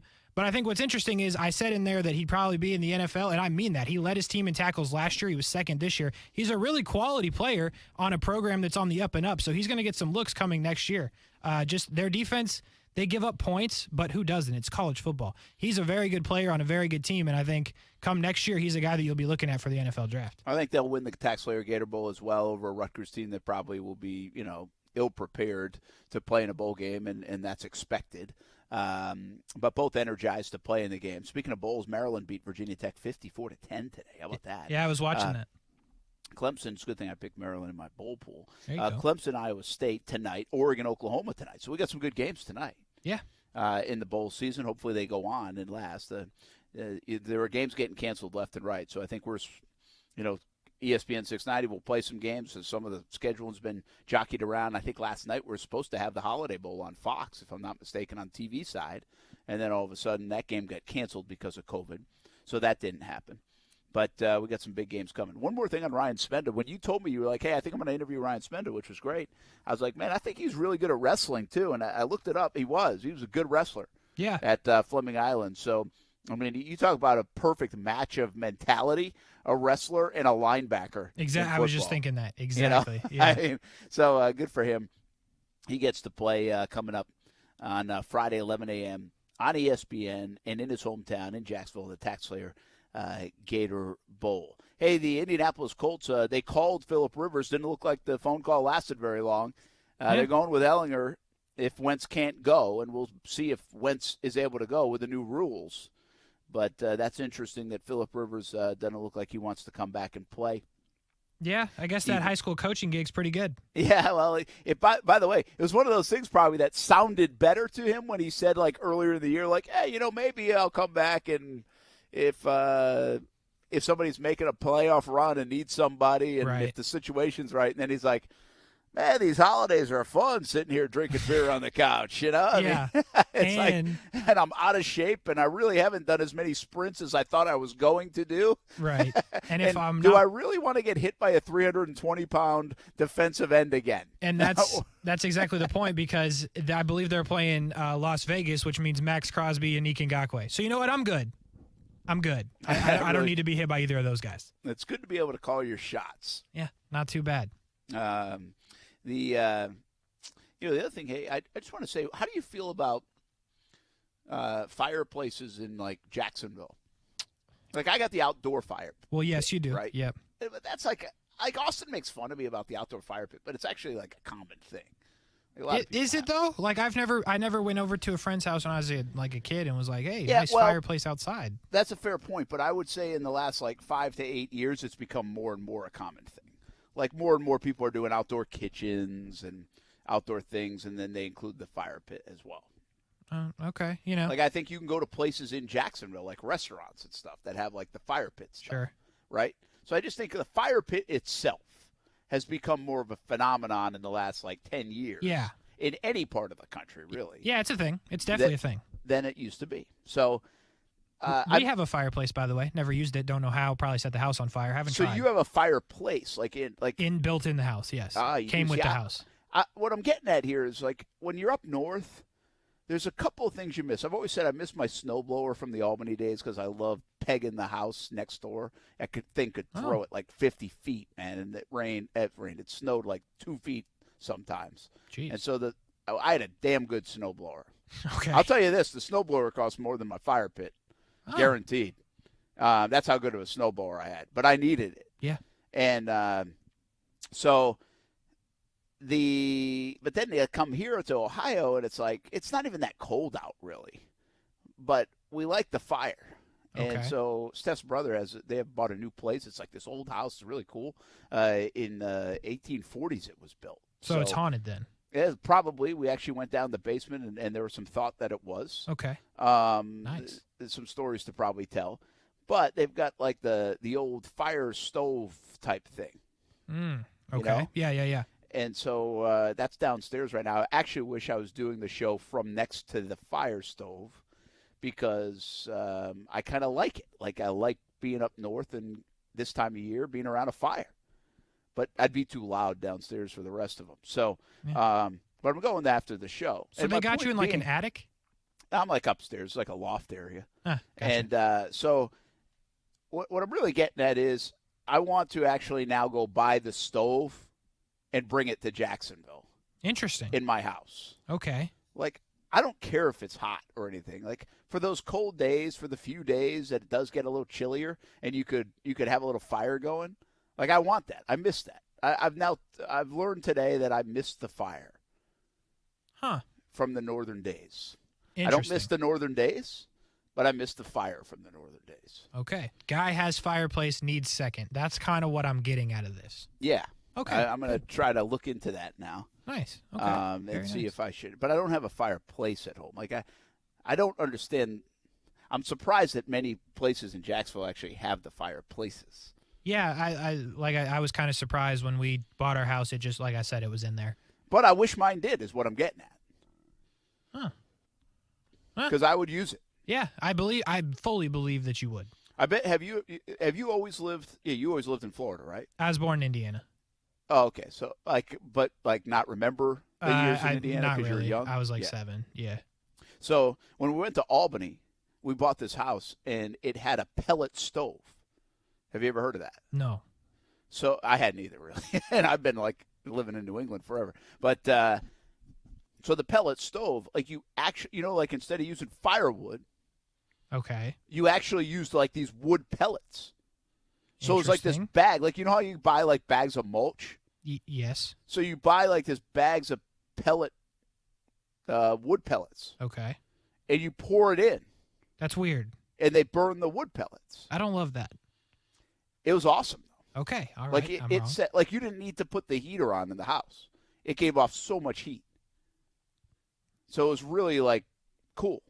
Interesting. Then there'd be times I could break down though. Not many people had the pellet stove, and it's like, how do you fix the pellet stove? Because nobody knows how to fix the pellet stove. Yeah, so it seems like a stopping point for sure. But I'm just telling you, the pellet stove, I knew you would not have heard of it. No. A little education. That's what we kind of think our show is at times. Yeah, educational program. You can look up a pellet stove, and I will do that. It actually is, I think, for the folks, I think it's more economical way to do your fireplace. Interesting. Did at any point in time you consider being a firefighter for a career? Okay. I have not. Well, you're a big fire guy, I am a big fire guy, but never wanted to be a firefighter. How about Although arsonist? it is a cool gig. Definitely not an arsonist. Okay, but just it is I'm not a firework guy. Interesting. So that will eliminate the I'm also not arson a firework part guy. of it. Somebody in our neighborhood was doing fireworks yesterday, like right down the street on like. Oh, you're about to get it now. New Year's Day. I don't understand why New Year's Day needs all the fireworks, but or New Year's Eve. Yeah, but like yesterday was like a random Tuesday, and I was like, "What are we doing?" Yeah, but it's like the week. I mean, it's Jacksonville, man. I mean, it's like celebrate 4th of July starting on like June 29th. That's fair. That's fair. Hey, any reason to burn something or light something on fire? Yeah, that's fair. And that's right up your alley as long as it's not fireworks, I guess. No, I just want to sit by the fire. Like, that's it. Yeah. I just kind of like someday I envision myself sitting by the fire and smoking a pipe. Interesting. Yeah, I don't think it will happen. I'm just saying. I'm sure it will happen. That'd be pretty cool. I can believe it. Since we're doing random stuff real quick, saw this on the stream. Somebody commented at the start of the stream, which I was pretty excited about. I tweeted about it. Kyle Seager retires, played a long time with the Mariners. He was underrated. I'm not asking you to pull up the numbers, but there was belief that he could have played, but not for Seattle, like he would have had to go somewhere else. Do you respect the fact that he just said he's 34? Do you respect the fact that he's like, you know what, I'm going to hang it up instead of playing for somebody else? Yeah, I do. I think he's obviously done chasing. I respect that. I'm actually surprised more people don't do that in sports. Like, hey, I played for X amount of time, and I'm good. Like, I made a lot of money. My family's in good shape. I'm in good shape. I'm going to move on and do something else. Now, I also understand the itch to continue to play. You can't duplicate what you did. Like, there's nothing like it. And so that competitive itch, all those things, I mean, go along as far as you can. I get it. Like, I get the draw to that. But I've long said, too, like in the coaching world, if I'm a coach and I've been in the thing for 35 years and I've got like millions of dollars, I do not understand why people keep coaching until like their late 60s and 70s. Yeah. Like, I just don't understand. Like, Saban, he's what, 70 now? Like, why? Yeah. What do you have left to prove? Like, what's there to do? Like, other than say, hey, this is my lifestyle, which I guess I do understand that. Like, this is my lifestyle. I like it. Yeah. I can go vacation here in the summer, but I like being around football. And what else am I going to do? And people do ask themselves that when they're about to retire, so I get it. But I appreciate that, what Seager did. I think it's a cool thing. It actually reminds me, and I don't know the reasoning exactly for Seager, but it reminds me of Cliff Averill from Clay High School.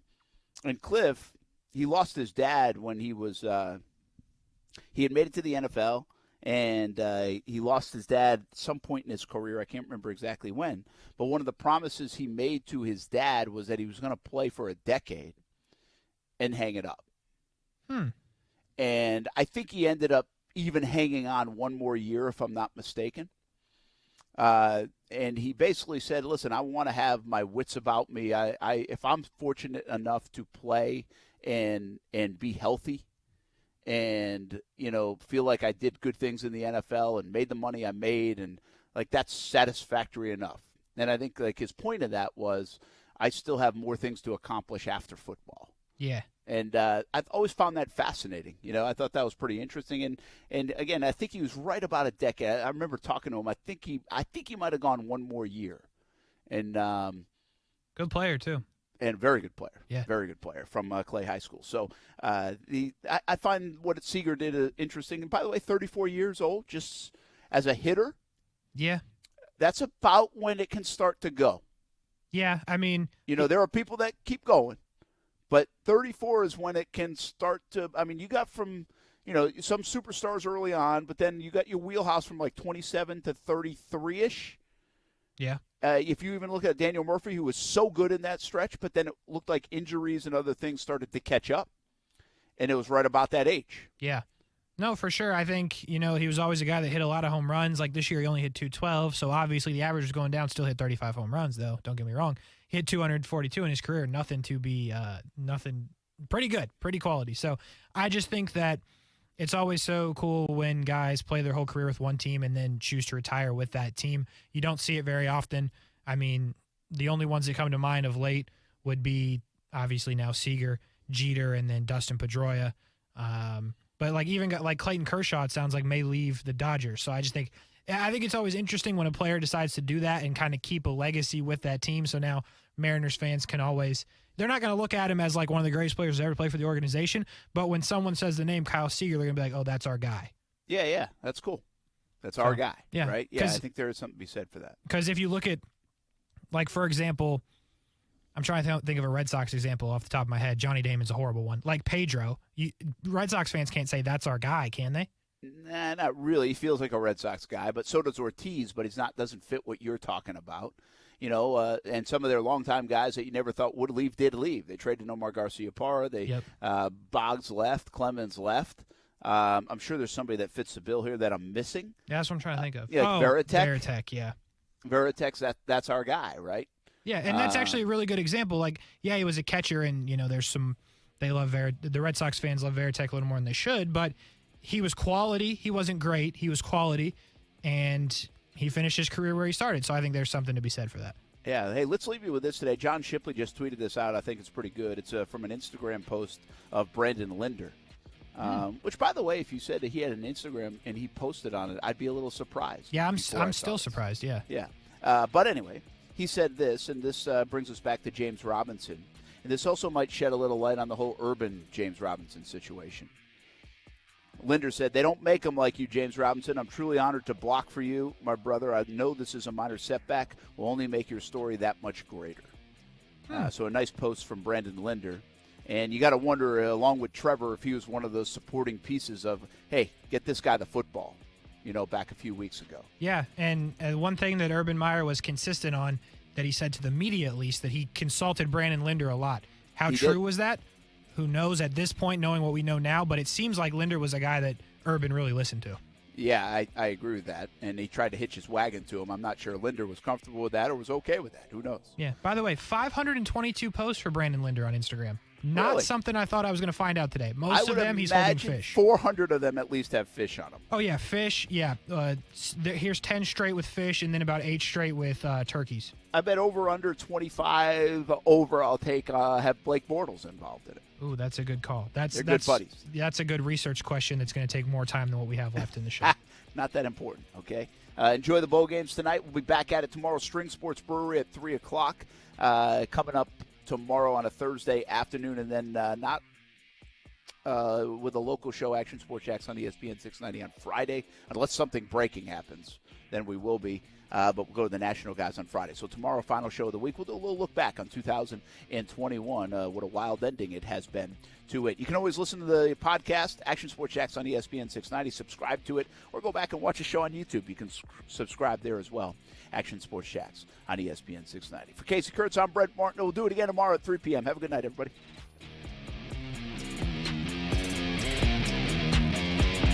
Though no